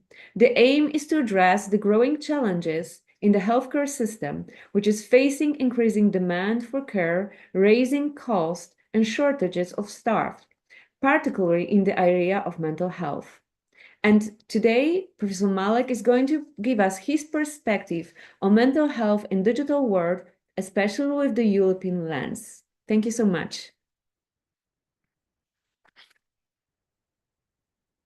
Yeah, thank you very much, Kat, for the nice introduction. Let me try to share my screen. This is always a little bit disruptive, so I hope everybody can see my screen. Wonderful, thank you. Thank you. Yeah, and I remember where we met in Berlin. That was a wonderful conference around this topic and its interface of medicine, health, and technology. And the approach of me and my team is it takes a number of topics, and John already was talking about that we currently live in times of crisis, sometimes if times of war and crisis, and we have a lot of challenges. Yeah, and I just would like to take you through a number of things which are in the minds of many of us, and especially in younger persons, in the youth. So we all went through the pandemics. I'm going to come back to that in a minute. This was a very clear crisis. So something happened all of a sudden. Everybody feels there's an urgent need to do something. But we have other crises on another time scale. So conflict settings are around the world. We here in Europe are just 4 flight hours away from Ukraine, from the Middle East. And there we have, of course, large global mental health challenges. The climate is another one. I mentioned the pandemics. Public trust is something which is a huge challenge currently. The access to medicine. My previous speaker talked about that already. Health disparities. How are we going to use new technologies? So from the younger scholars who are going to school now, who are now aged 7 to 12, for 80% of them, it is highly unclear how their job is going to look like due to artificial intelligence. And of course, the education of healthcare workers are another challenge. We crossed a variety of planetary boundaries, and my little daughter just have seen that slide this morning, and then she said, "Oh, that's an old one. We already crossed 7 and not 6 boundaries." And this, of course, makes a lot of stress And for good reason, there's a word of climate anxiety. Another one, I'm going to come to activities which we do in Ukraine, is the whole issues of war and crisis. And this is a slide from the Ministry of Health from Ukraine, and stating that almost 15 million Ukrainians are at risk of mental health problems and disorders. Lucky enough, the First Lady of Ukraine, Olena Zelensky, made this to a central topic in the healthcare system development within Ukraine. And if you take all this together, we live in a world which is increasingly complex, where we have a high volatility. We have too many unknowns and a high uncertainty. So we do not know much about the situation which is going to come, and predictability is bad. And this, of course, does something with our mental health. And many people say that digital technologies are a solution. And of course they are, but at the same time, they are a challenge too. So if you take this very old biopsychosocial model and you add a digital component, the digital world in which we live, the social media which are being consumed, they have an impact on the environment. They have an impact on the social way how we are interacting with each other, and this is not always positive. So this is something which we need to keep in mind too. And I could show you a lot of large-scale studies. Excuse me. This is just one throughout the pandemics, and what you can see that there had been this steep rise of anxiety disorders and depressive disorders, especially in the young patients and the younger population during the pandemics. And this is something which we really need to be aware of. And this is just one shot and one snapshot on the time during the pandemics, but the same is true, of course, for all the other crises which I mentioned. And on the other hand, there is a big promise with respect to the digital technologies in mental health. We already heard that we do not have enough resources in most areas of the world. So in Germany, we are quite gifted with the density of psychiatrists and psychologists, and even here we have waiting times to get a psychotherapy which are between 6 and 18 months. So with this increasing need in mental health disorders and a need to treat them, we have at the same time not enough human resources, and we cannot increase human resources, and we cannot continue, and therefore digital technologies might be one component of a solution how we better develop mental health care. So one promise of digital mental health is that we have this old promise of personalized medicine, that we can maybe more easily can provide the right treatment to the right patients at the right time. And one thing which is often being said is, well, there's no trust in digital technologies. And there had been a couple of studies around this topic, some of them which we did, and our own experiences and experiences of others is that it is not only that people trust in these technologies, even that they have the capability to lower the barriers towards and the entry points into the mental health care system. And these are two explanatory studies in which you can see that ChatGPT, a quite old study, outperformed humans in emotional awareness and artificial AI and social intelligence. I already mentioned the issue of crisis and war. And there are a couple of examples that war and crisis are the place and the moments and the time frames where technologies are quite quickly being developed as a crisis response. In Ukraine, the Ministry of Health developed a whole, and you're not going to see that in detail, but a whole ecosystem of hybrid interventions, low threshold entry points in a digital sphere, in real world towards the healthcare system, highly integrated. And this came from a post-Soviet psychiatry, and they built back better the system. And this was, I think, a unique use case. Clalit in Israel, after October 7th, they developed a system in which they identified vulnerable populations and provided them low threshold interventions. And in Germany, through the pandemics, a whole network of university medicine had been developed, in which digital responses had been highly integrated and increased the resilience of the whole system. Within Ukraine, I'm going to give you an example of something which we did.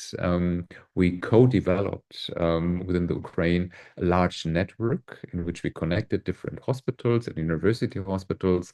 We provided a lot of, or we co-developed, co-created a lot of interventions, e-learning platforms. We developed a chatbot, which is being used now by 200,000 people at every day. We have online consultation logics, workshops to improve human resources, provided medicine, developed digital interventions, and this we did it also for the healthcare professionals, but also for the patients. And this is just one very brief example of an app which had been a joint development by Ukrainian and German partners. And the initial idea was something that we provide the resources. An app is being developed. This is being distributed in Ukraine. And at the end, there's this co-creation, and this is the inverse innovation part, what was so well established and taken that this is now being implemented in Germany across these 4 pillars: increasing health literacy, reducing stress, surveillance of symptoms, and providing digital biomarkers.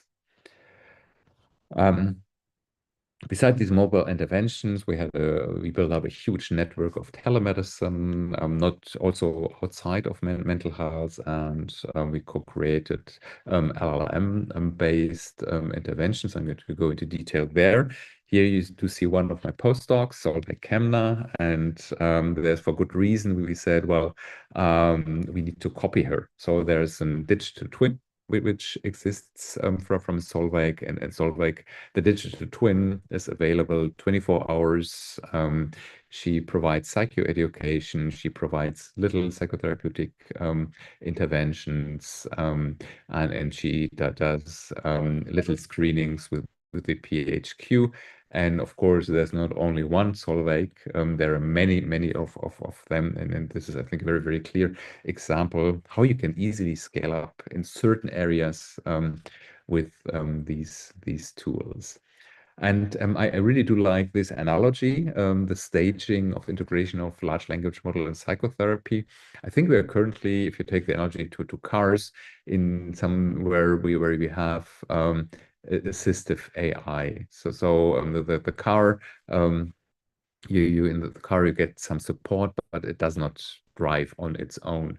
And I think we are on the way, and nobody knows how fast or whether we ever reach this where we have a fully autonomous AI providing psychotherapy. I would like to give you a few examples of large language model and psychotherapy. I told you already the psychodiagnostic assessment. So the question is, what diagnosis captures lack of interest, no appetite, trouble sleeping, etc. The output would be, well, could be a major depressive disorder. Easy. Psychoeducation, something, of course, which you can delegate. And I said that we integrated in hybrid formats with certain techniques of psychotherapy, and reframing thoughts would be, well, generate an alternative belief for the thought. Since I got a bad grade, it means I'm a bad student. The alternative belief would be, well, getting a bad grade does not define my overall capabilities.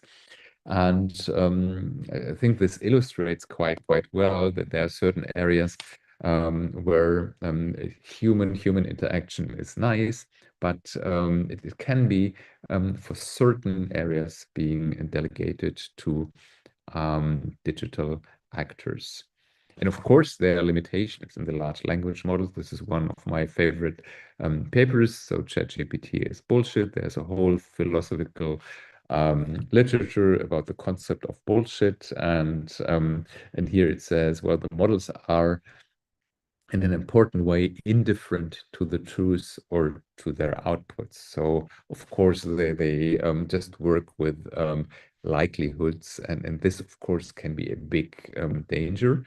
And therefore we need to know about the limitations, static knowledge, sometimes a bias reproduction, misinformation. So the bias reproduction would be something we have the issue of doing something which is culturally appropriate. So if you work in Arab communities, in Hebrew communities, in Vietnam, in Ghana, in Germany, of course, we do not have one LLM or one size fits all LLM. And the lack of accountability is, of course, something which we need to consider too. And the overall thing which we, I think, all are currently thinking about, and in Germany being so close to so many crises, is that we need to make our healthcare system more resilient. And our system is currently tuned towards efficacy. Yeah. And an efficacious system or an effective system does not necessarily mean that it is a resilient system. Yeah. And I think we're currently very much in politics and university hospitals going through these different elements of healthcare system resilience. So taking more focus on population health, taking more focus on proper supply chains and infrastructure, taking more focus on mental health and workforce resilience. I told you about the trust, the digital resilience, sovereignty, and governance and cost efficacy. And we do so because we would like to avoid that a disruptive event happens, another pandemics, a crisis, a war which happens, leads to a worse system performance, healthcare system performance than before. And we even do not target to get this on the same level after these disruptive events. We would like to take more the example of the partners in Ukraine who said we would like to build back better and get a healthcare system which is after the crisis, after the event, even more resilient and has a better system performance than before. And having said that, I'm going to skip that. I would like to thank you for your attention and a little view on the departments here in the middle of Berlin and my team. And I'm happy to take questions. Thank you. Yes, just one thing, I will maybe disrupt a little bit, but because Professor Malek has to leave very soon, is there any urgent question for him at the moment? Other than that, we would maybe just kind of get into the Q&A session, and I will be happy to connect you with Professor Malek, and then you can, ask your questions afterwards. Yeah, the next meeting is in 7 minutes, so it was postponed a little bit. So I'm online in the upcoming 7 minutes. Okay, so if there will be some questions, please don't hesitate to write in the chat, and I will be happy to make the introduction. And I don't see any questions. No. Okay, so if Professor Malek, you're able to stay a little bit longer, I would very much love to have you. And Thank you so much for this very comprehensive presentation. I really love that. And I will be happy to keep in touch regarding all these different topics. Now, I would like to take the opportunity to present the next speaker, Professor Dr. Maria Castello, who I have met in New York also this year in the framework of Global Health Connected event connected to United Nations. And it brought a little bit of the New York charm, but also playing a very important role of the discussions we had of how we can bring impact and create a change in mental health. So today I'm especially delighted to mention that Professor Castello will present Global South perspective, emphasizing Latin America and her experiences.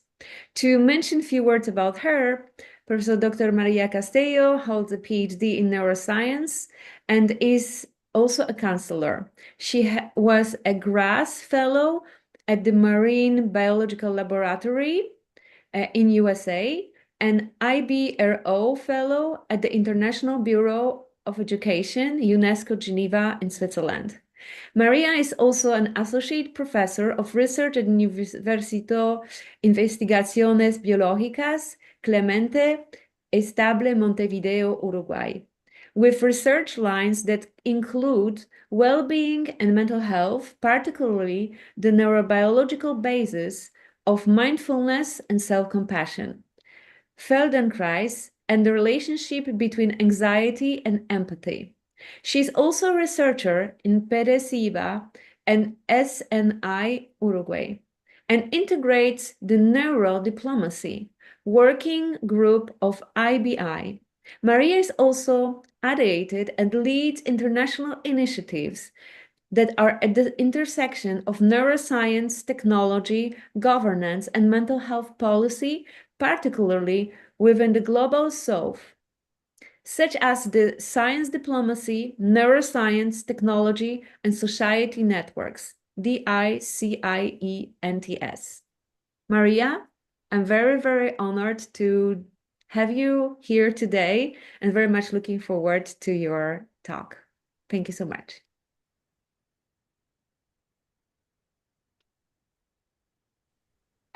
Thank you so much, Kat, and all the institutions and persons that are involved in the organization of this event. I'm very honored to be here among such incredible scientists all over the world. Well, I will share now. I am sharing my screen. Are you seeing it? Not yet. Not yet. Milky, can we have your help? Okay. Just a minute. Here, share. Fantastic. And now, okay. Now it's okay? Yes, thank you. Okay, thank you so much. So thank you so much for this invitation. I'm trying to give a perspective from Latin America, from the Global South, and mainly contributing from my institution, Clemente Estable, and also the DCNS network, that is a Latin American network on science diplomacy, neuroscience, technology, and society. So as other of the speakers already mentioned, there are present evidences that the use of large language models are impacting on the brain, on the way that students learn, and impact in their connectivity of their brains, in the cognitive strategies that they use for their studies. And so this is kind of very impactful because there are a lot of people that are around the world working with large language models, even without knowing how they work, what is the technology that is behind. But this is not just, this is during the last 3 years, but in fact, the impact of technology in the humans, in their behavior, in their mental health, is a long-standing, is the effect of a long-standing contact with technologies. You know, since the origin of the Wild Web network, there has been increasing involvement of people in contact and use of technologies.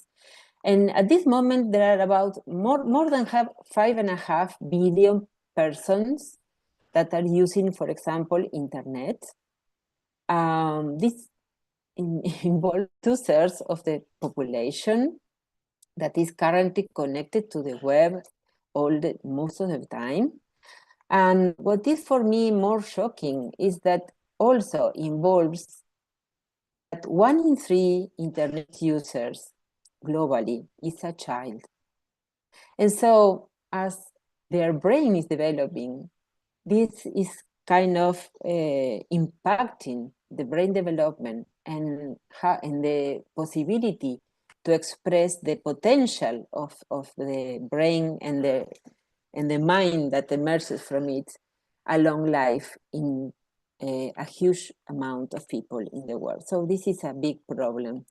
So why does it matter? If we see the data that WHO is sharing, it's kind of overwhelming.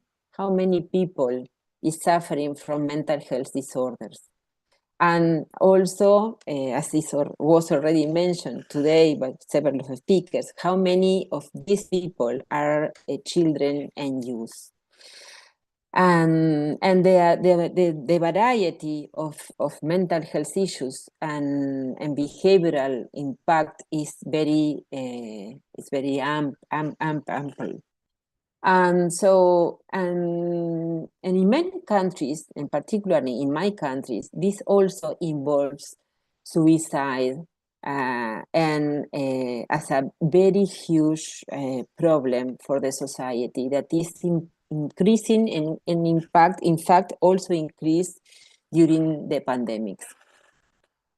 So, and in fact, in a recent research that we are collaborating with a colleague from República Dominicana, we have found a very high in levels of anxiety and affects in well-being of university students. And so this is one of the topics that we are starting to address in this collaboration between Universidad Iberoamericana in República Dominicana and Uruguay, trying to give information on how it's impacting the technology and other issues in mental health in youth. So also why is that we in somehow be aware and worry about all this? Why does it matter? It's because there is a lot of evidence of the impact of technologies, of the use of technologies, diverse type of technologies on wellness and mental health. So it's very probable that a high percentage of these figures that I showed you before, that is shown by the WHO, is due to the use of the technologies, different type of technologies. And as this is also increasing more and more, it's kind of we can expect these figures to even increase even more. So one of the things that we have noticed recently is that when we look for this type of information of what's going on with the technology, how it's impacting on children and youth, there is a lack of information in the Global South. And why does the Global South matters? of this perspective matters? Well, in fact, as digitalization accelerates social education, social, educational, and cognitive transformation globally, but the South has kind of challenges and to cope with, like limited resources, underfunded mental health systems, uneven access to education and digital literacy and socioeconomic vulnerability, then there is a kind of inequality that is created between the global South and the rest of the world. And so we think that well-being should be understood not only as an individual problem, but it should be seen as a matter of justice and the need to promote equity and to foster, to preserve human dignity. And so, as I mentioned before, in these publications, it is shown that more than 70% of studies come from the Global South. And so we need urgent actions needed to address these differences.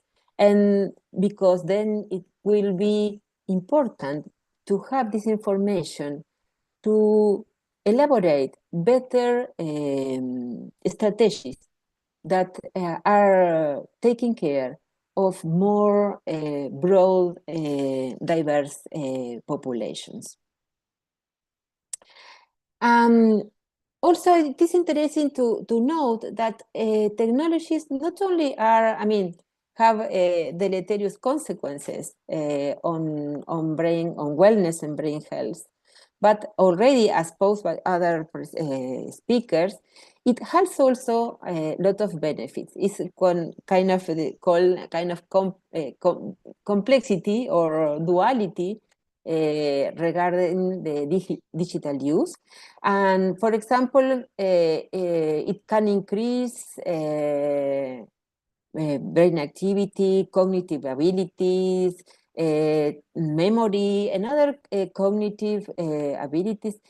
Also can improve behavior, improve mood. So not all the aspects are negative when we think about technologies. This is shown by this author also, in which not only in use, but also in adults, there is a possibility, thanks to the abilities of a brain to change, synthetic plasticity, there is a possibility to improve cognitive abilities along life, even adult life. So we have a complex digital use. There is a positive aspect, also the deleterious aspects on brain health. What happens in the global South? In the global South, the problem is that there is within countries and between countries very broad diversity in social economic situations. And in most of the countries, there is a precarious situation. And so this is impacting on how or influencing on how the technology impacts on wellness, on brain health. And so these structural inequalities are kind of influencing on the impact of technologies along the global South, in having differences between and within served global South countries. Another thing that is impacting on this is the lack or less developed mental health services,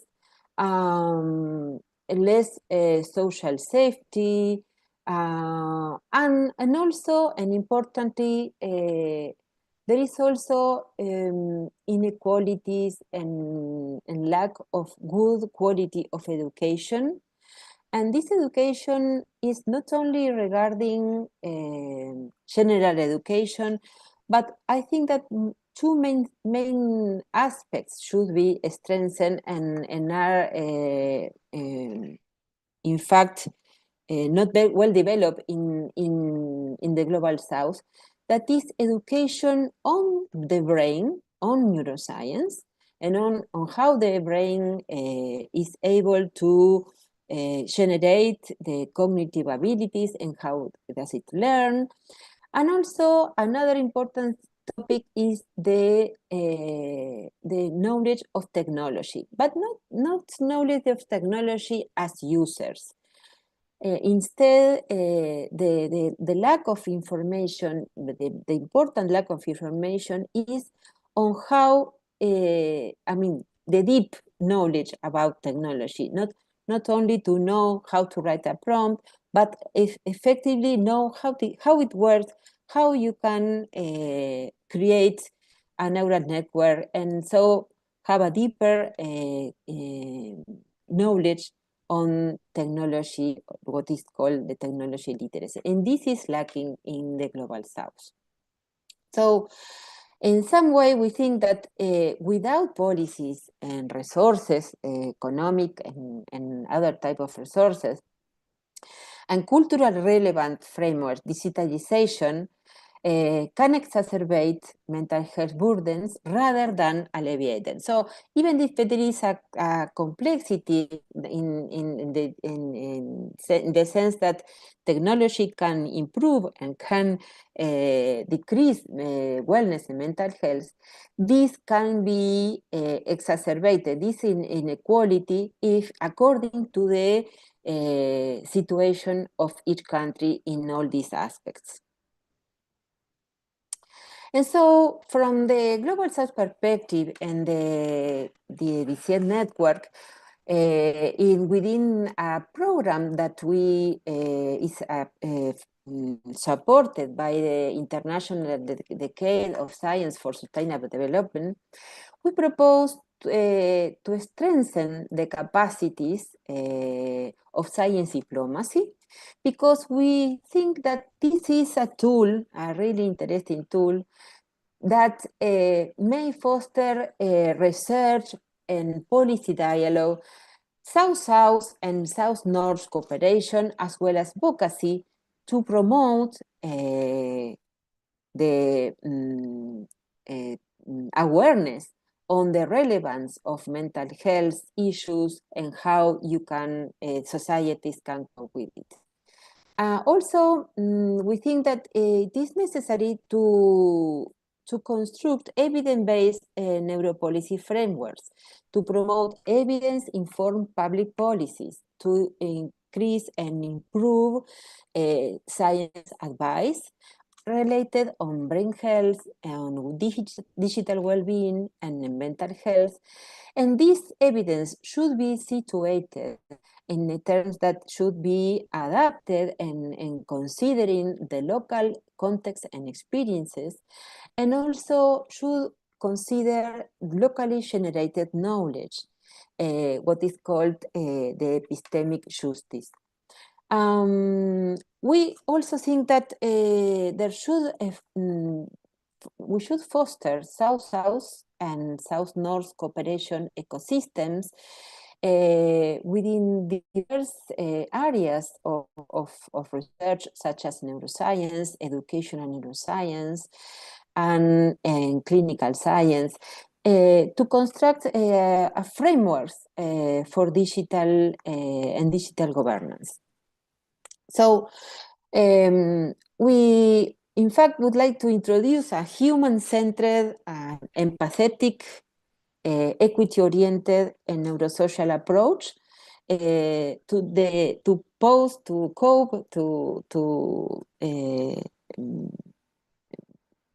cope with the digital era challenges that we are facing worldwide.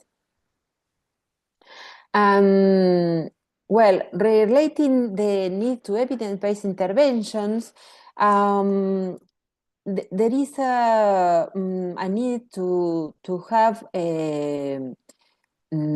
more information regarding digital tools and how they can be adapted culturally. And today there have been some examples on that. For example, cultural adaptations or verification, for example, in Asia, in India. And also there is an important, I think that there is an important thing that we should also consider is the ethical issues. And you know, all these technologies that are impacting on wellness and mental health are impacting on how the brain works and are impacting on how we behave. And this has warned scientists, neuroscientists, and other areas of knowledge. And in fact, since about 2017, it has raised the idea of preserving the right that we as humans have to preserve our identity, our liberty, the possibility to preserve in inner our thoughts and not open to the world. And this has been called, there is a kind of movement that is now worldwide that under neuro rights, with Chile being, like here in South America, being one of the first countries that has changed the constitution to preserve what is called the neuro rights. Also, another of the things is to have equitable access and digital literacy, as I mentioned before, to avoid, or to enable the people to have a more critical and thoughtful relationship with the technologies, and more authority and control of the technologies that are used. The last thing that we think is that science diplomacy can contribute to this process, and particularly to the democratized innovation through science collaboration and diplomacy. We can in some way promote better decisions, policymaker decisions, so that the regulations are adapted to the local context. And also we can collaborate in fostering regional and international networks to promote mental health and digital governance.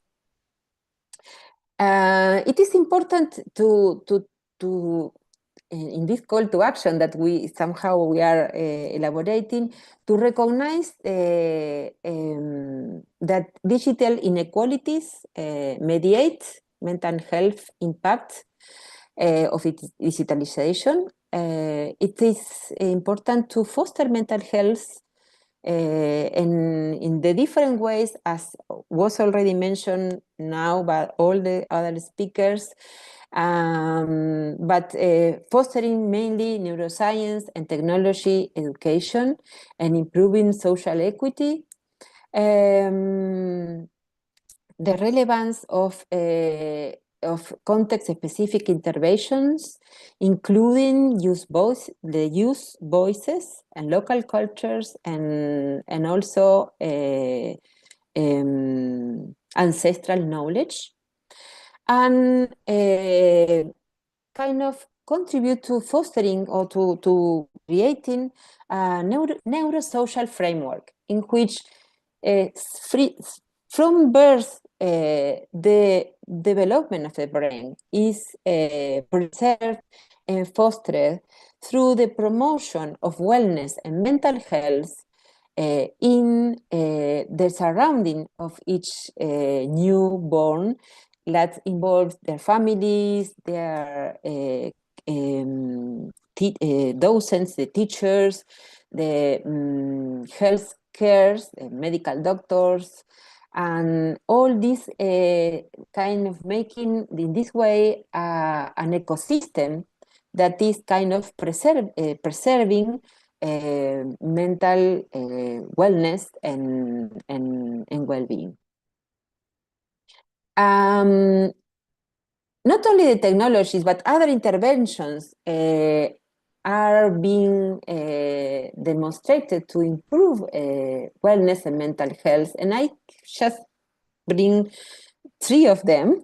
For example, the contact in preserving the contact with nature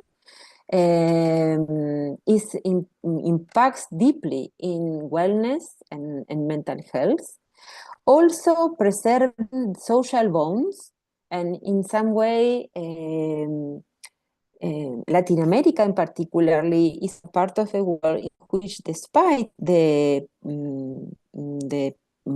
many regions, poverty and limitations, social bonds are very much preserved along life, and these social bonds in some way strengthen the resilience of each of the members of the families, also promotes empathy and collective well-being.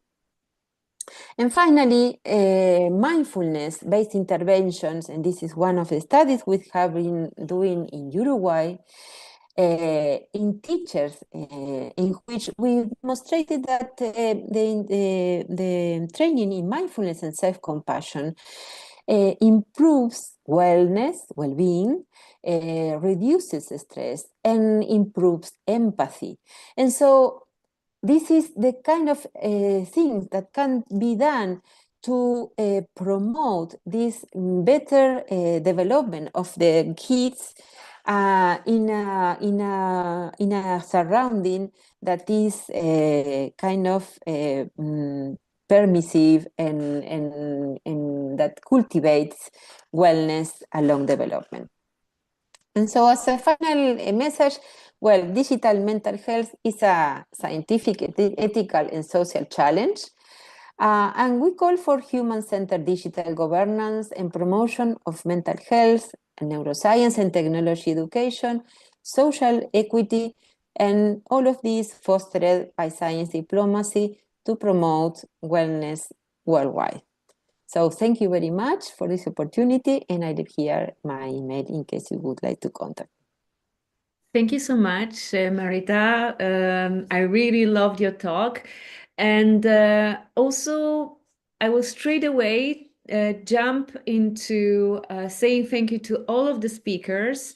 But without further ado, to go because we have a couple of amazing questions, and I believe that this is also a good opportunity if you also have someone still in the audience, a question you would like to ask to these distinguished speakers. And Marita, as you were here with us already, maybe I will just scroll through the questions and first start with those which are directly, let's say, asking your opinion in certain topics. So first of all, there is Uimaima, I'm sorry if I do not pronounce the name correctly, which asks, what is, Professor Castello, what is your opinion, one practical step that governments in the Global South can take immediately to rebuild and secure public trust in their mental health service during periods of crisis? Well, I think that education is the key pillar.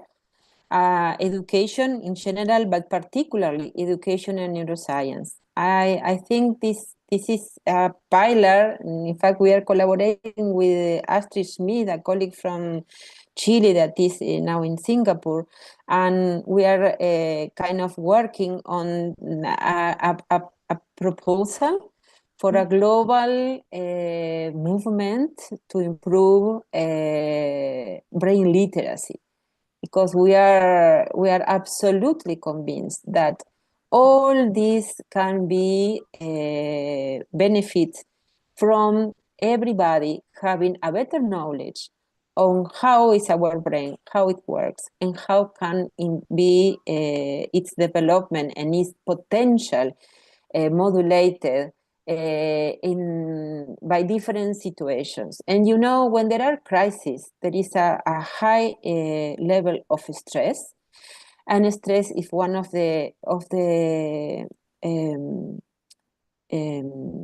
factors that most affect the brain, and particularly during development. The adverse childhood experiences that we can experience since birth or even before birth, where the mothers are suffering from stressful situations, impact on brain development.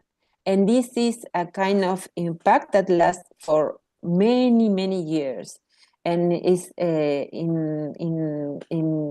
involved in the appearance of even of psychiatric disorders in the adulthood, in impacts on the development of the brain, of the hippocampus, on impacting on how we learn when we are youth and adults.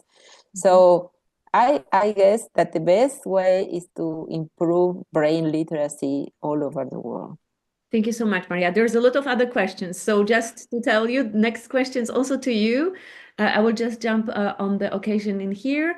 So Professor Castello, in developing countries such as India, where mental health is not really recognized, do you think the rise of AI-based emotional responses will do more good or bad, as it can disincentivize people from seeking professional help directly?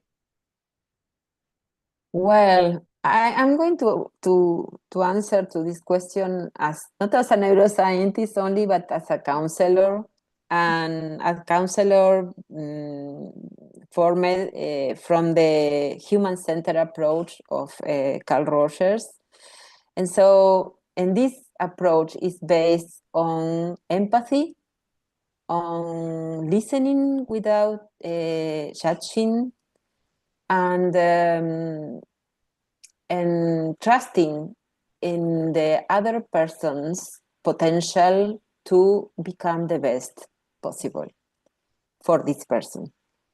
So I think that AI is a good tool, but all these qualities are in some way developed balanced in a balanced way. For example, in counseling information, that I guess that AI is not possible to mimic, and besides, I mean, there are so much possibilities that according to the training, if it is not unbiased, there may be huge errors in the messages that are delivered by the artificial intelligence to the persons. There are a lot of examples on that, even suicides related to AI assistance. So I trust in human intelligence more. Yes. Just another question to you, Maria, directly. So also a question coming from Diana, who asked, we have talked about youth relationship. That's also the reason of this event today with technology. But what about older generations who didn't have access to technology growing up and who face significant internet or technology illiteracy? Have there been studies on how this affects their perception of what is real and their mental health? Would you like to shortly answer to this one? Well, this is another interesting. Thank you for all the questions first.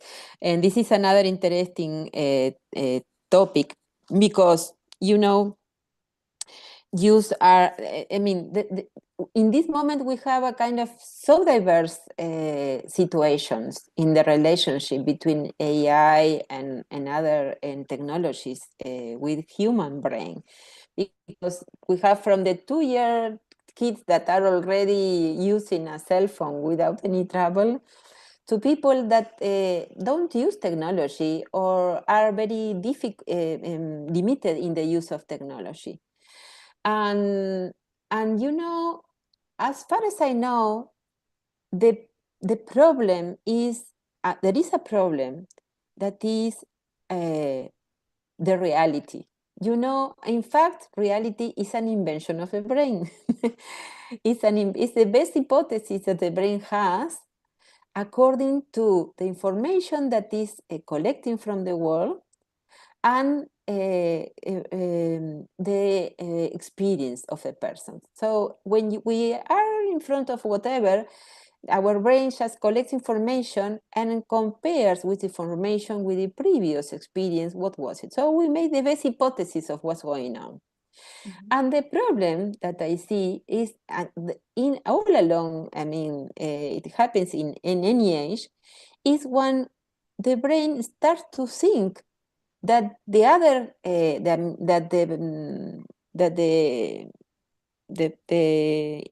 how can we say, it's not the person, but the agent that is creating the text, for example, or the images or whatever, is a machine and not a person, then start to think about the technology as a human, because we are also human-centric. So we think all of where we are relationship with the world is kind of is filtered by our own perception, and we kind of project our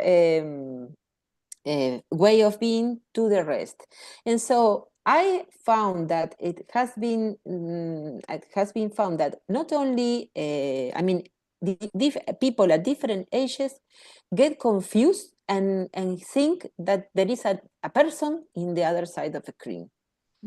And this is the huge, I mean, I think this is a huge problem, because then it starts to make a problem regarding what is real and what is not real in the world. And when you start to think that something is real and it is not, in fact, this is a problem. I don't know, I'm not sure if I answered the question, but this is very... I just would like to build on this, Maria, so that, because there was also a question directed to me, and I would like to bring also Professor Naslund, because there are some questions for him. So we'll need Milky's help to a little bit change from one person to another. So one of the questions which were coming to me was about the discussion when it comes to what happens in Australia. This is the question from Jacinta about restricting or removing social media access to teenagers as a way to protect their mental health. So the question is, from your expertise, does removing social media entirely risk creating other mental health challenges such as social isolation or increased anxiety? And what does the research tell us so far? So this is the question to me. I would like to a little bit build up on what Marita said. We really have to be very careful of how we approach mental health per se. And I build completely into what Marita said, what I was also presented in my presentation.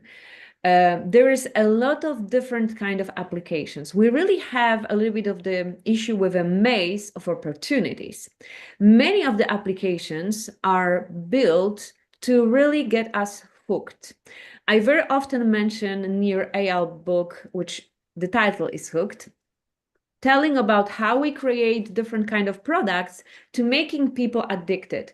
We have to realize that what is happening in the surface, how we all dumb scroll whenever we find ourselves, it's for children as well for adults, these are the dopamine spikes. So what happened is that we just get really addicted to this kind of sense of unknown. It's a little bit like going on an adventure every time we'll open our applications, if it's TikTok, Instagram, or any other, okay?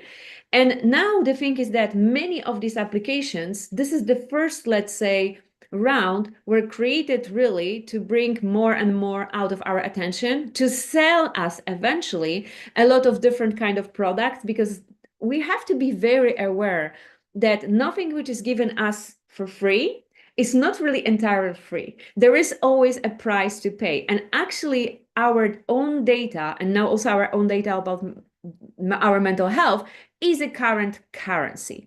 Having said that, and I have done an in-depth research over all these, perils and character and and, like the sexual content shared with children and some explicit things which were really definitely not directed, there are really movements, and I don't want, a lot of people are laughing out of Europe with us being so overly focused on, regulation. We need regulation. We need clinical trials. We need really an informed knowledge, but also teaching. And so this is what I also meet with what Maria mentioned, to bring knowledge about what is actually available, but clinically approved and good to use. And I must say that there is also advancement since, let's say, beginning of this year in many new technologies and applications which are validated, which actually have really mental health workers, psychologists and psychiatrists behind.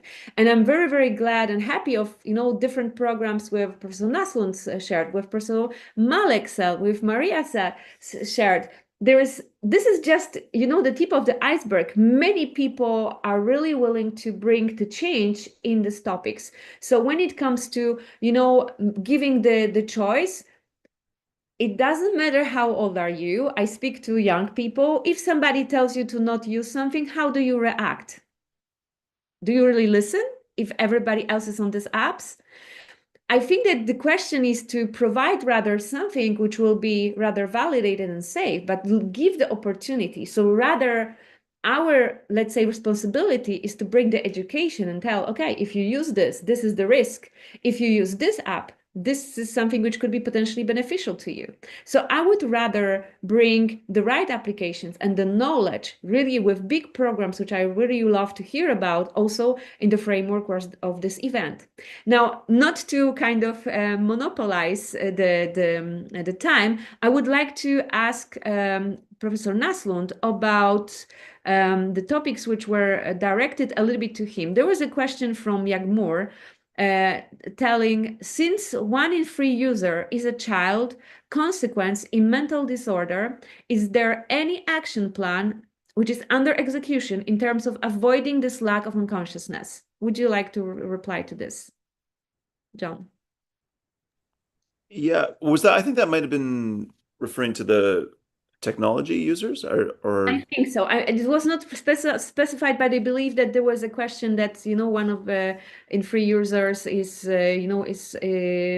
has a mental disorder. So there's more and more, I think, younger generations. I also had some data, access to some data, regarding that. So there are many, many young children have actually some mental disorders. If it's, let's say, you will call it more specifically, it can start with small, anxiety, the doom scrolling, the lack of sleep. It can be involving different kind of, issues, but then grow into something very serious. So maybe you would like to say if you see any programs, you have mentioned some things towards that.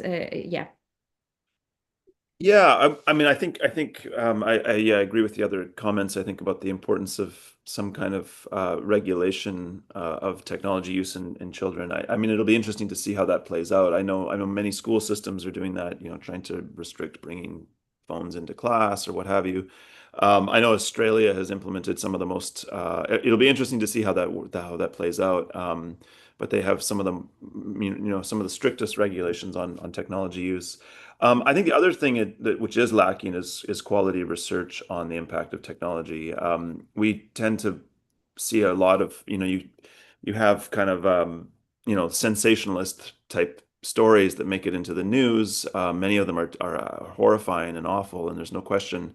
But I think it's, in terms of a broad population level, I think some of the understanding is still unclear. And I think that's where, as researchers, speaking from an academic lens, we've really, I think, have really not succeeded in successfully evaluating how technology impacts our mind, our functioning, especially our development in the context of children. And I think that's, again, it emphasizes the need to have better studies, I think more, but also part of it is it's a moving target because the technology is constantly changing. But I think we're behind in sort of evaluating these types of platforms. I guess the other challenge in the area is that so much of it is out of our control, and sort of it's held by just a small handful of very large companies that can use these platforms in ways that we have very little oversight and ability to monitor. So I think it's a challenging field. I also, though, see that I don't think it's entirely negative. I think there are also some positives. It's really trying to understand, I think, the mechanisms of the impact and then how to maximize the benefits while minimizing the risks. Amazing. There is another question to you, Professor Naslund, from Jacinta. With Africa's, I know you were partially replied, but I would like you, to being able to voice it maybe so everybody can hear. With Africa's growing youth population and increasing mental health needs, have you considered implementing behavioral activation programs more in Africa as well, maybe other continents? And for those interested in bringing this work forward into new countries, what would be the best way to go about it? So how we could possibly chip in, because everybody on this call as well and on this event is interested to bring this topic forward. Thank you, Jacinta.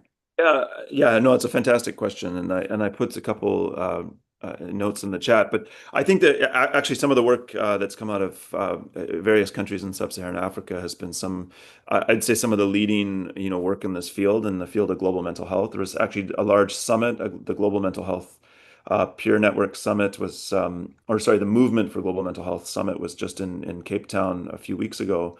And it was a hugely successful meeting. So I think we're seeing a real shift in sort of focus on mental health. I think with Africa playing really a lead role in pioneering some of these innovations. Just some of the successful examples. One of the very early examples is the Friendship Bench. This originated in Zimbabwe, so Dixon Chibanda pioneered this work, and that's been hugely successful. It's very similar to behavioral activation. It's kind of I'd say a very similar version in terms of the intervention and the principles that it's based on, and delivered in community settings, typically outside of clinics. Started with just sort of a bench in the park or a bench under a tree, and it became sort of this thing. It initially was started with, I think it was grandmothers delivering this to other people, and it's expanded to youth. It's expanded to other, basically anyone really. And it's, again, drawing from behavioral principles and behavioral activation. And I know that's had national scale up, I believe, in Zimbabwe, and it's also been adopted in neighboring countries in Zambia and I believe in Botswana as well. So again, a really successful example. There's a number of examples in Uganda that have been hugely successful. The Strong Minds program is there. There's also a lot of work focused in child mental health.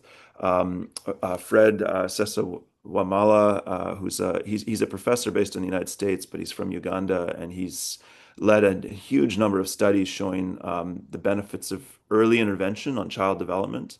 And really, again, this is from a scientific perspective, it's incredibly valuable research, and it's influenced programs globally. But then on a local perspective, it's had a tremendous impact in Uganda. I'd also highlight the work of Partners in Health as an organization. They use a program called PM Plus, so Problem Management Plus. Again, very similar to behavioral activation. This is another program. It's a WHO program. And they've really scaled that up across, they're working in a number of countries, actually globally, and also in Latin America and Peru. But in Africa, their main settings where they've had a tremendous success would, I'd say, be Rwanda and Malawi. I know they're also working in Sierra Leone and Liberia, but I think those contexts are a little, there's more challenges, I think. So Rwanda and Malawi, they've had a lot of success. And then a youth-focused program, I'll just highlight the Shamiri Institute in Kenya. That's been Tom Osborne, and he's a young person, a young Kenyan, and he's has a program that also leverages technology, and they've had a lot of success and sort of they've pioneered an approach using single session interventions, which I think is really an exciting area.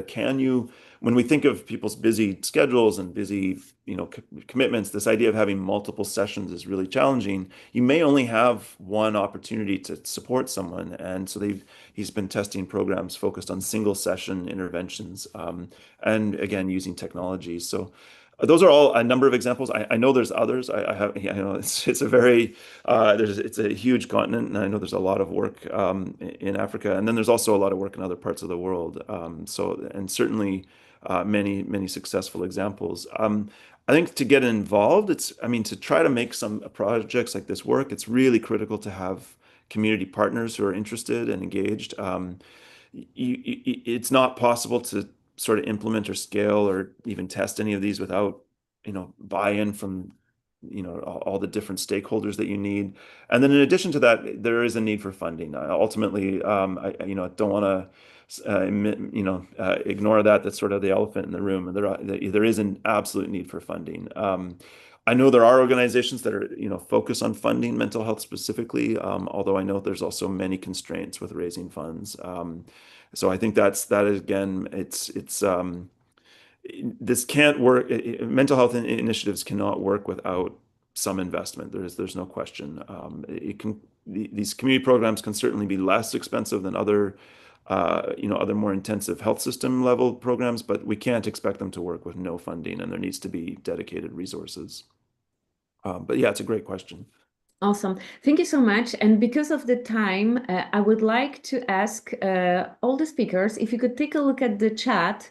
I saw that John already graciously has done this for some of the questions, but to reply to the questions which were directed to you, and I would like to move ahead to the next stage of our today's event. If you also would like to take lead, Jacinta. Thank you so much. Thank you, John. Thank you, Maria. Thank you, Malek. Thank you, everyone. Thank you, Kat. Thanks, everyone, for joining. Thank you so much. That was a great session. Thank you once again, speakers. And now for the heart of this event, the presentation of our essay competition finalists and winner, which will be presented by Theodora Vodani. Theodora Vodani is a PhD candidate in the Department of Humanities at the Democritus University at Thrace, and the co-founder and youth worker at the NGO Balkan Youth Cooperation, where she is dedicated to empowering young people through education and civic engagement. She has worked across various sectors of civil society, including roles within the European Union and the Ministry of Foreign Affairs of the Hellenic Republic. She's also actively involved in research methodology training for young people in humanities, supporting the development of future scholars and leaders. Welcome, Theodora. Hello, everyone. I'm very glad for this event. It was amazing. I think the panels was amazing. And also I saw through the different apps that we have a lot of young people also joining on YouTube, on LinkedIn here. It's very nice. I think it's a great opportunity to start with this competition results. It is a great pleasure to welcome you to the presentation of the results of the essay competition 2025. This year competition exceeded all expectations, not only in the number of submissions, but also in the remarkable diversity of its participants. So we received entries from across the globe, reflecting a truly international conversation. In a moment, with the help of Milky, I will show you a map highlighting the countries of origin of our top 5 winners. Milky, do we have the map?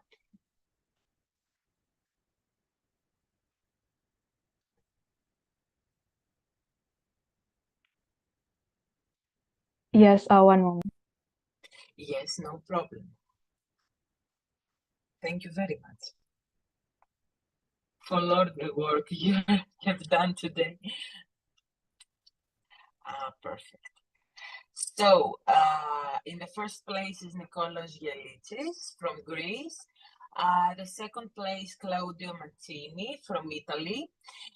In the third place, we have the Kennedy Augustine from Philippines. Fourth place, Shivanshi Singh from India. Sorry for the pronunciation if I missed something. And the fourth place, Tesley from Singapore. As you understand, these geographic range demonstrate that the themes we explore, technological growth, balance and meaningful connection, mental health, resonate far beyond our own national borders. So thank you for this map. It can stay if you want to see. We had also from Indonesia, from Bangladesh, from all across Europe. It was a very international conversation, this competition. So it's also worth noting that our youngest participant was in the 5th place before, was only 11 years old. Additionally, we were delighted to receive numerous submissions from schools, both group projects and individual essays, showing that young people are really critical thinking and creatively engaged within the world around them. So the competition closed with nearly 40 entries, considering that this was our very first edition and that our promotion period was extremely limited. This number represents a truly significant achievement. It confirms the need for initiatives that encourage reflection, storytelling, and dialogue altogether. What is most encouraging for me, however, is the depth of perspective we faced. Young people today recognize not only the opportunities arising from the technological flourish of the era, but also the importance of international disconnection, of creating space for genuine experiences and authentic human relationship. This dual awareness is both inspiring and deeply hopeful. Before we proceed with a short introduction from our top 3 winners, I would like to invite Dr. Katka once again, Dr. Katka Zarikta, Chair of the Evaluation Committee, to share a brief comment on the overall quality of the submissions, as well as her insights on the content, ideas, and level of analysis that we had the pleasure to reviewing. Yes, so thank you so much, Theodora, for this introduction. As everyone could see, we were really, really impressed by the attendance of young people who were really coming and joining this, competition from all around the world. What was really the most impressive for me is actually the literacy when it comes to technology. So we're pretty aware of that, but also the mind shifting when it comes to young people's ability to see also the threats. And because the topics was bringing them the opportunity or kind of how they are allowed to live their analog life, this was very interesting to see actually that through different perspectives, that was a topic which was appearing very often, that they would like to have a calmer mind and an ability to connect to nature, to speak with the families, to really connect on the personal level, not always necessarily being overstimulated and connected all the time through different kind of applications and technological resources. I must really admit that also when it comes to the language of how they express that, this was really definitely a very high level.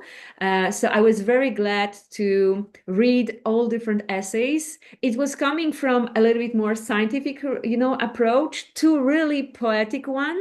That was really amazing and fantastic to see the freshness of the ideas. What was really very, very incredible for me is that really children or young men and women from all around the world wanted to join this initiative.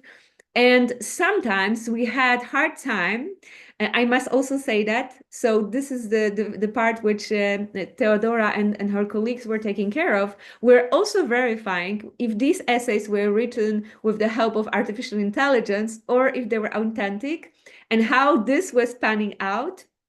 So very often, we could see that there was some guidance, but very often we're really surprised that this was really authentically what they have written because they have been able to pass our tests. And also I was, because of a lot of different kind of evaluations I have done in my career, I was able to find all different things which really show their authenticity. This is really very valuable. And that gives us hope into seeing, how the younger generations are basically going into life with all that.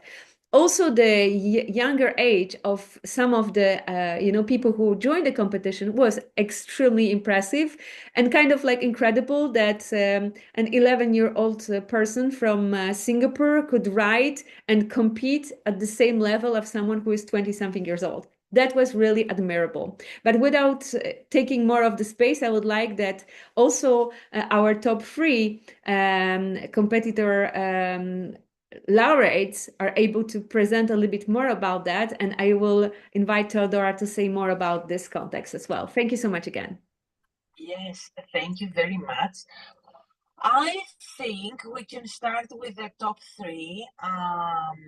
So you gave us already a very much insight from the evaluation part, but I will give the floor now to Kennedy Augustine from Philippines, the third place. So I will start from the third to end up with the first place. Now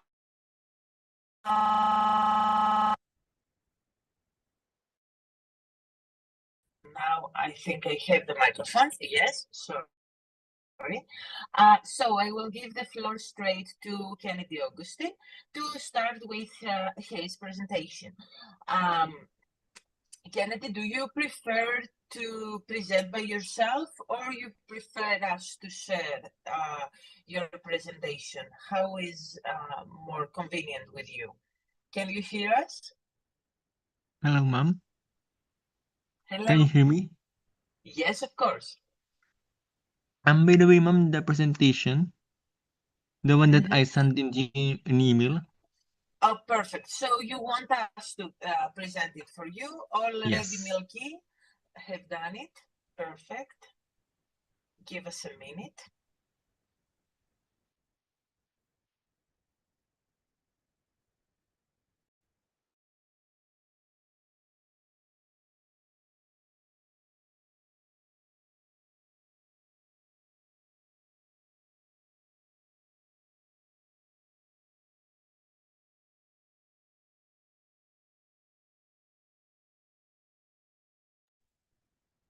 Hello, good day to everyone. So, greetings to everyone here around the globe. So let me begin with one powerful reminder first. So rest is not a luxury, it is a right. In a world ruled by screens, notifications, and constant connection, we often forget the most important connection at all, the one we have with ourselves. Because today, life moves so quickly that we often forget what it feels like to simply breathe. We wake up to notifications, rush through tasks, and wear our exhaustion like it's normal. Many of us carry this quiet heaviness, unsure when we last pause, without feeling guilty. This is where the story of pahuway, a Filipino word that means acknowledging that our lives have become louder than our hearts can hold. So next slide, please. So what is pahuway? The linguistic origin of pahuway originates from indigenous language of the Philippines, notably the Visayan languages, such as Cebuano, Hiligaynon, and Aquianon. It means to rest, to pause, or to temporarily stop. The word reflects a cultural value of taking time for oneself to rest and find peace. And is often used to encourage breaks and self-care. Because pahuway, it explores why, in a world that is always online, we still need space to slow down, breathe, and reconnect with real life. This is my reflection on choosing presence over constant digital noise. So next slide, please.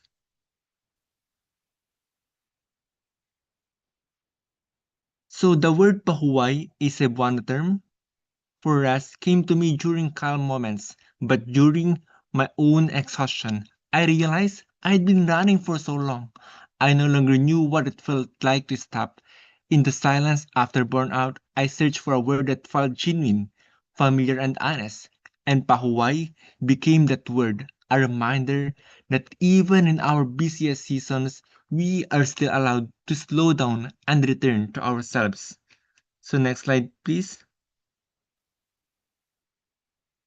So my essay, The Pahuway, uses autoethnography, where my personal memory becomes a lens to see the shared truths. By reflecting on my childhood games, cultural rituals, and the Cebuano word pahuway, the story turns into live experience into evidence. So ordinary details like the color of a taho vendor, the silence of a room without screens are treated as data, reminding us that even the simplest moments can carry the weight of what it means to feel alive. Next slide. So, in conclusion, in a world obsessed with speed and productivity, slowing down is an act of bravery. The Pahuay word that I use teaches us to breathe, to live gently, to reconnect. Because rest is not a luxury, it is a human. When we pause, even for a moment, we give our time to catch up, to return. To rest is to return to ourselves. And that's all. Thank you. Thank you very much, Kennedy. Augustine, it was a very deep and autobiographical also presentation. Do you want to share some things about yourself too? Where are you studying? What are you studying? How old are you? And maybe if you want to stay in contact with speakers and participants, share your LinkedIn or email and stay in contact.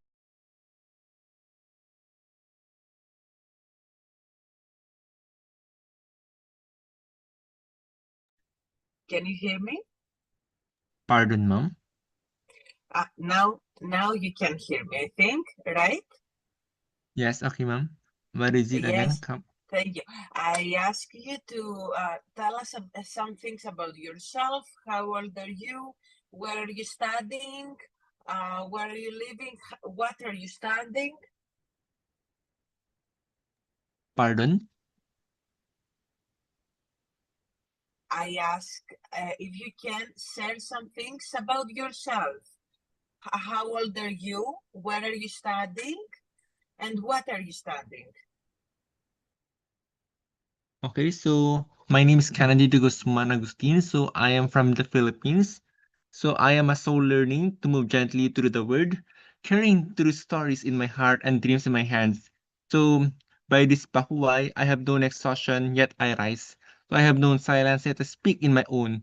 So that's why I find this word, pahuway, because I believe in rest as much as effort, in laughter after tears, and in the quiet courage of starting again. And that's all. Thank you. It was very nice. Thank you very much. So we are moving on to our second place, Claudio Mancini from Italy. Claudio, are you with us? Yes, I'm here. I am. Hello, everyone. Thank you very much. We have a Thank picture you. also. Thank you. Yeah. I think you can start. Do you want to share by yourself or you want us to share for you? I would prefer if you share for me because, as I told you, this is a travel day to me, so I have not my laptop with me, so it would No be problem easier at all. this way. Thank Yes, you very of much. course. I start with a very short introduction of myself. I'm Claudio Mancini. I'm graduated in philosophical sciences. I'm 27 years old, and I'm feeling very old hearing about candidates of 11 years old coming from Singapore. And I'm deeply honored to be here sharing my essay. I want sincerely to thank Balkan Youth Corporation, Future Governance, and let me extend my special thanks to Professor Giuliano Luongo. My essay on the totalitarianism of technique starts with the idea that we live in a dominant, an era dominated by technology and the imperative of connectivity. This generates a deep internal discussion where the digital ecosystem consumes analog reality. This constant, uninterrupted sharing is not merely a personal element, but a social form, a systematic problem. At its core, this is a crisis where human action is redefined purely as a measurable performance. This is the structural issue which is linked with the totalitarianism of technique. To understand this, we must look to the 20th century thinkers like Gunther Anders and Oswald Spengler. Anders identified the process of homologation. The technical system reduces the individual to a functional code. Our value is purely measured by our utility within the digital flows, causing an impoverishment of our identity. This generates what I define a moral failure. The machine is infinite, it never sleeps and demands constant optimization. But the human is finite. When we model our limited existence on the machine limitless rhythm, our natural need for rest and reflection is immediately perceived as an operational defect. The fundamental conflict collapses the human psyche. Next slide, please. We have a crisis on two fundamental dimensions. The mechanism of psychological collapse involves the destruction of two crucial existential dimensions, time and space. The crisis of time is colonized, the colonization of time, of empty space and empty time, the space essential for reflection. Instead, this crucial internal time is instantly saturated by information and external judgment. The crisis of space is the destruction of productive solitude, the time required for identity formation. Every internal function is externalized, making the non-technical self irrelevant. This condition of chronic disconnection is why digital burnout is not a risk, but a default state of life in our society. We must reclaim the fundamental human right to non-functionality. Next slide, please. So the fundamental question is, how do we restore this vital balance? My essay proposes a dual action. First, individual ethical resistance. This means actively defending our autonomous spaces and reclaiming this productive solitude.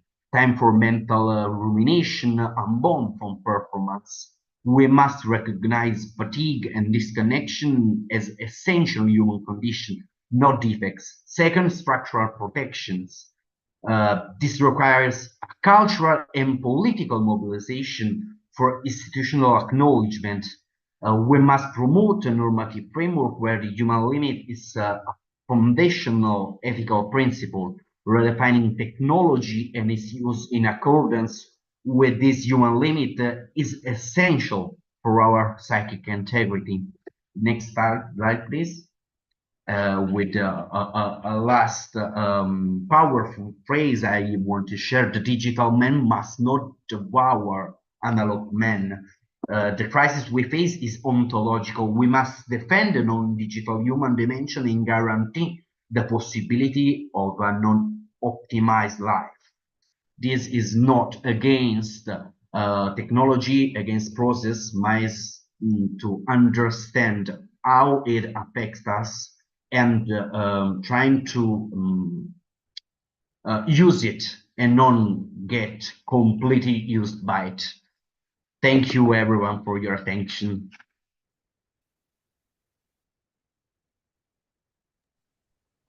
Wow, it was very powerful, and it showed us the difference of in thinking, in creativity between the participants also. It was the point in every essay we read something different, and it means that these topics have something different to show from man to man, because it's a matter that affects us as persons, not only as let's say academically or professionally, but also as humans. So thank you very much, Claudio. Thank you you. can stay with us, and also if you want to stay in touch with participants and the speakers, you can write your link into the chat, and I stay will leave my connect or email in the chat. yes, Thank of you very course. much. Of course. And the big first place winner, I will give straight the floor to Nikolaos Gelitsis from Greece to present himself, also present his methodology, his essay, the things that that he wanted to share with us about his essay. Nikolaos, are you with us? Yes, hopefully you can hear me now. Yes, and we can see you too. Thank you very much Perfect. for being with us. Thank you. I'm, of course, delighted to be here. It is a pleasure to contribute to this very important event and share my perspective among many talented speakers and essay contestants. So, a few words about myself. I am Nikos Gelitsis. I'm 29 years old, located in Athens, Greece. I hold a bachelor's and a master's in informatics, bioinformatics and data science. I have been working in the industry, tech industry for about 6 years now, across various roles in around artificial intelligence, software development, and I'm now happily pursuing a master's in philosophy and applied ethics. So these diverse experiences have given me multiple lenses through which to view technology and have profoundly shaped my understanding of it. So the core theme of my essay is contrast. Contrast between the analog and the digital, between the old and the new, between our online reflections and ourselves. My writing style also alternates between storytelling and essay, as I have tried not simply to list out arguments, but try and convey the live mental state and my feelings as all these thoughts unfold. So my stream of thought starts with a man strolling down his neighborhood alleys at night, taking a mental health walk, having left his phone at home to escape from the constant buzzing of notifications, trying to take a break from technology. He follows this nostalgic scent of warm bread, but as he reaches the front door of his local bakery, he meets his own reflection in the shop's window, as it's been long since the shop has closed off. The shop that symbolizes a lost place of warmth and joy now stands cold, uninviting, and there's nothing left other than our own reflection. So this resembles how I tend to feel about technology nowadays. I was born in the late 90s, which means that I have essentially experienced two parallel lives growing up, one analog and one digital. In the early age of the internet felt like a place in which we would meet with intention, we would express our deepest feelings, we traversed oceans, we decorated our own little digital corners, and we felt free and unstoppable.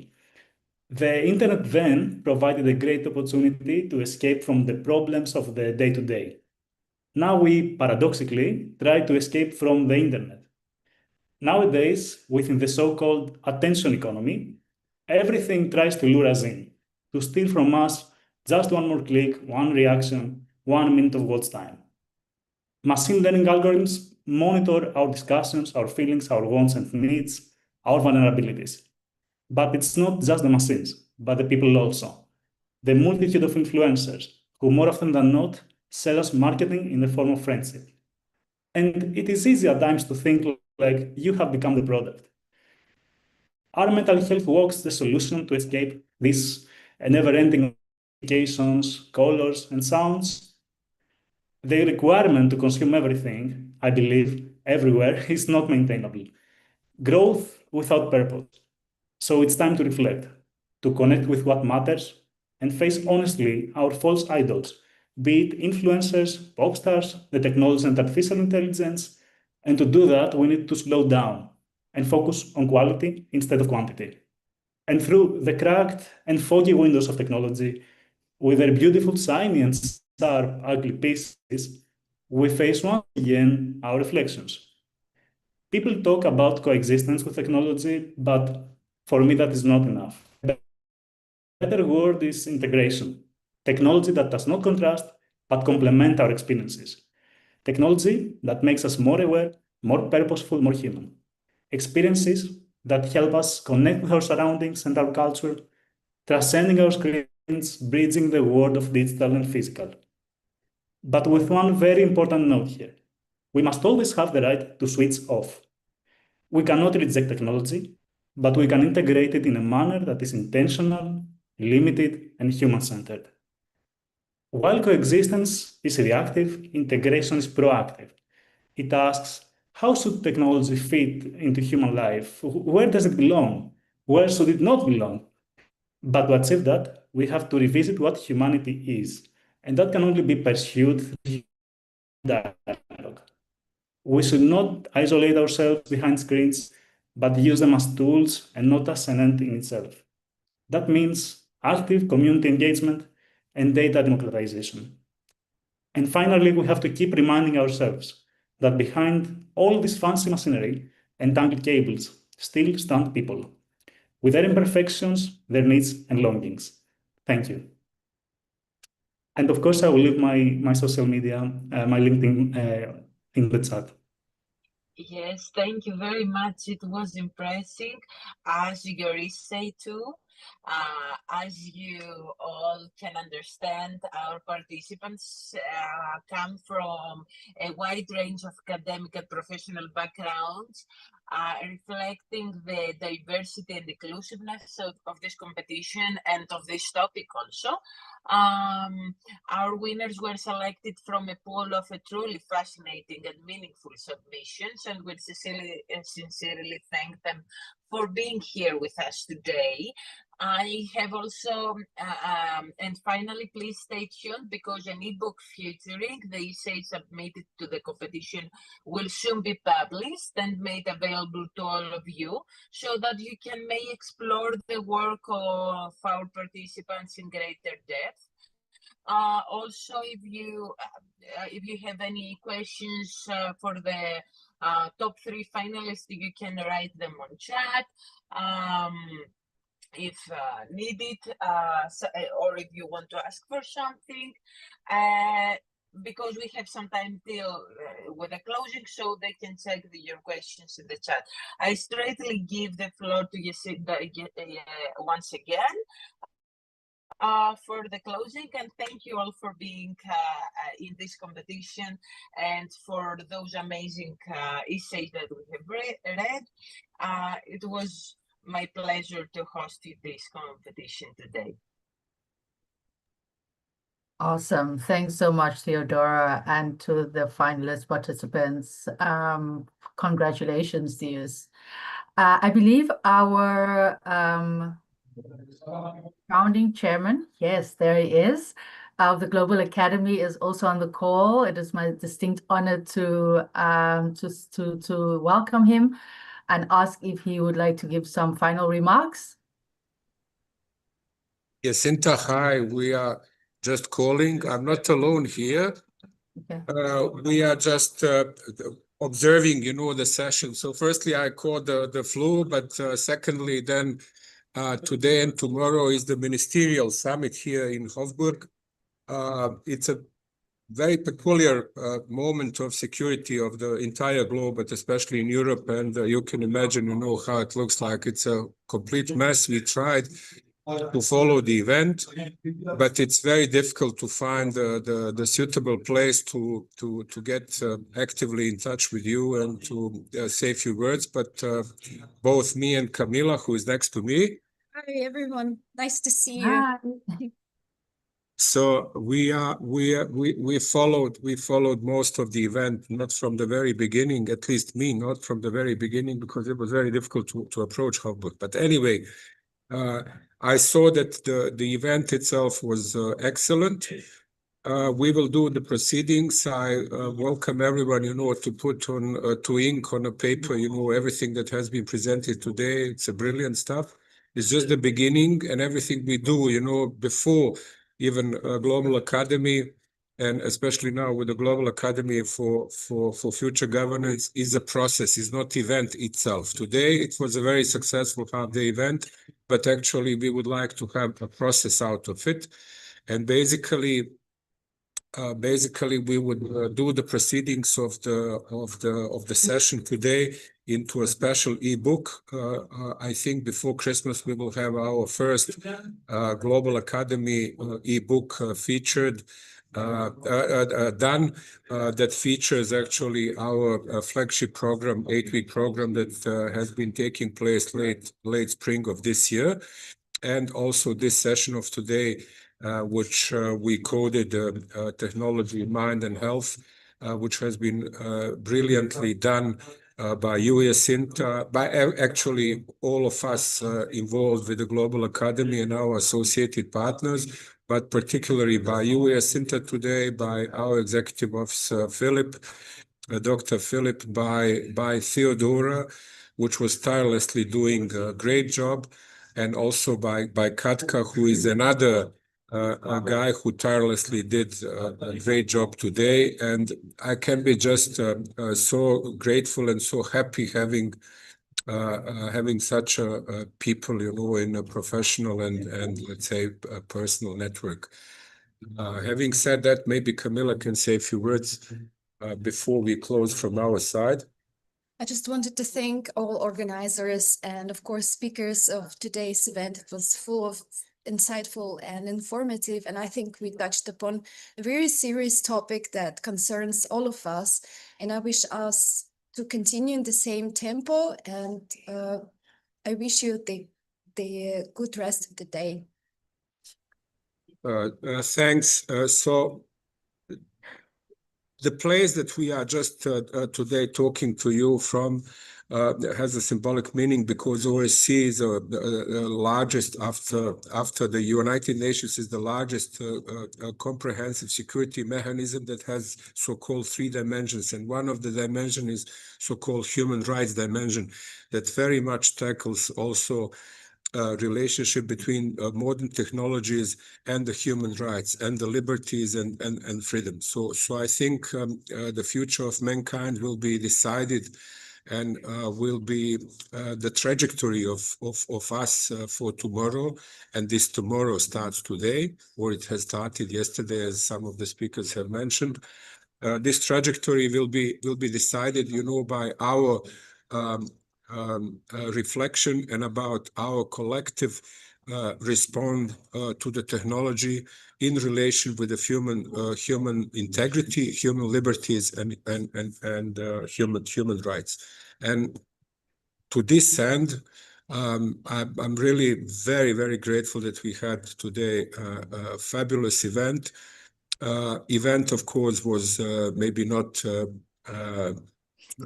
followed by too many people, but we will make sure, as we said, to turn this event into a process with the proceedings of the event. And definitely, I would like to ask Theodora to keep in touch with all beautiful minds that have been behind essays and essay competition, that we have an alumni network of the essayists.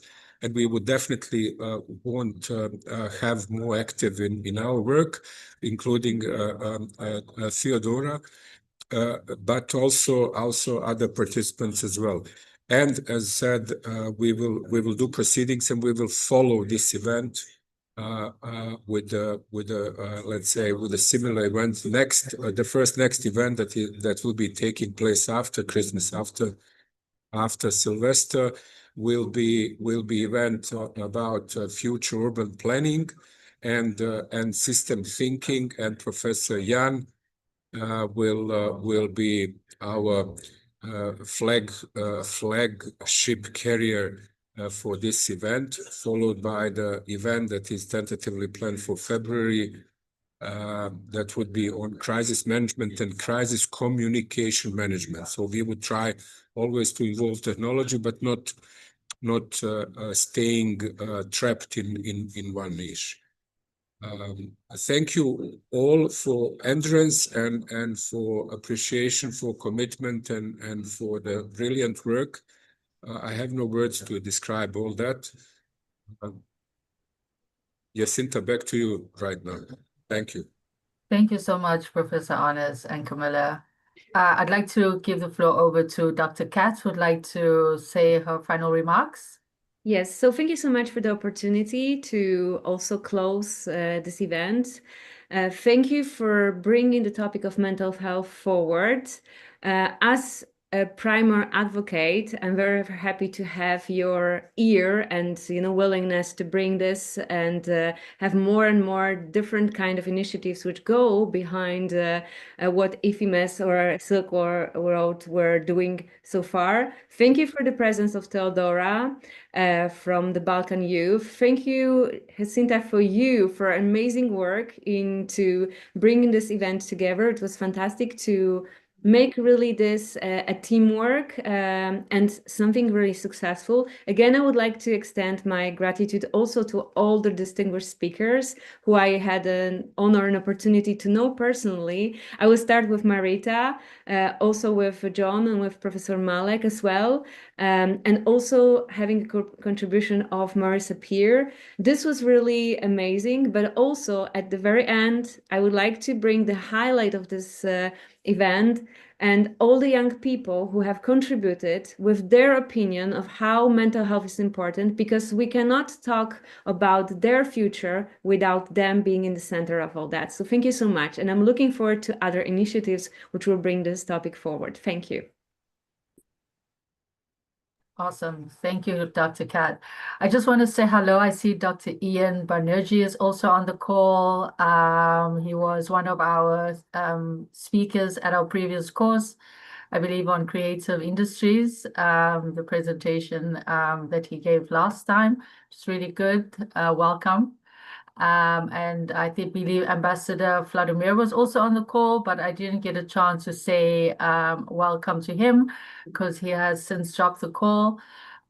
So yeah, I think we have come to the end to today's forum. I want to also just again, give my gratitude to our speakers, moderator, the partners and participants from all around the world. Your dedication and willingness to engage in these important conversations have truly shaped a meaningful and inspiring experience for all of us here today. Today's discussion reminded us that mental health is not just a medical issue. It is a human issue. It is a community issue and a global responsibility. So as we leave this space, we may carry forward responsibility to advocate, collaborate, and innovate with compassion, ensuring that no community, no young person, and no voice is left behind. Let us stay connected, stay inspired. Until we meet again, thank you and goodbye.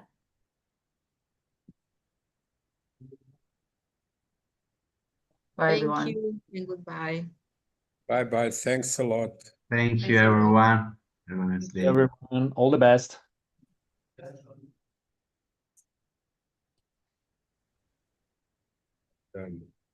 Oh, sorry, Dr. Philip, I didn't know you were on the call. No worries at all. You did an amazing job.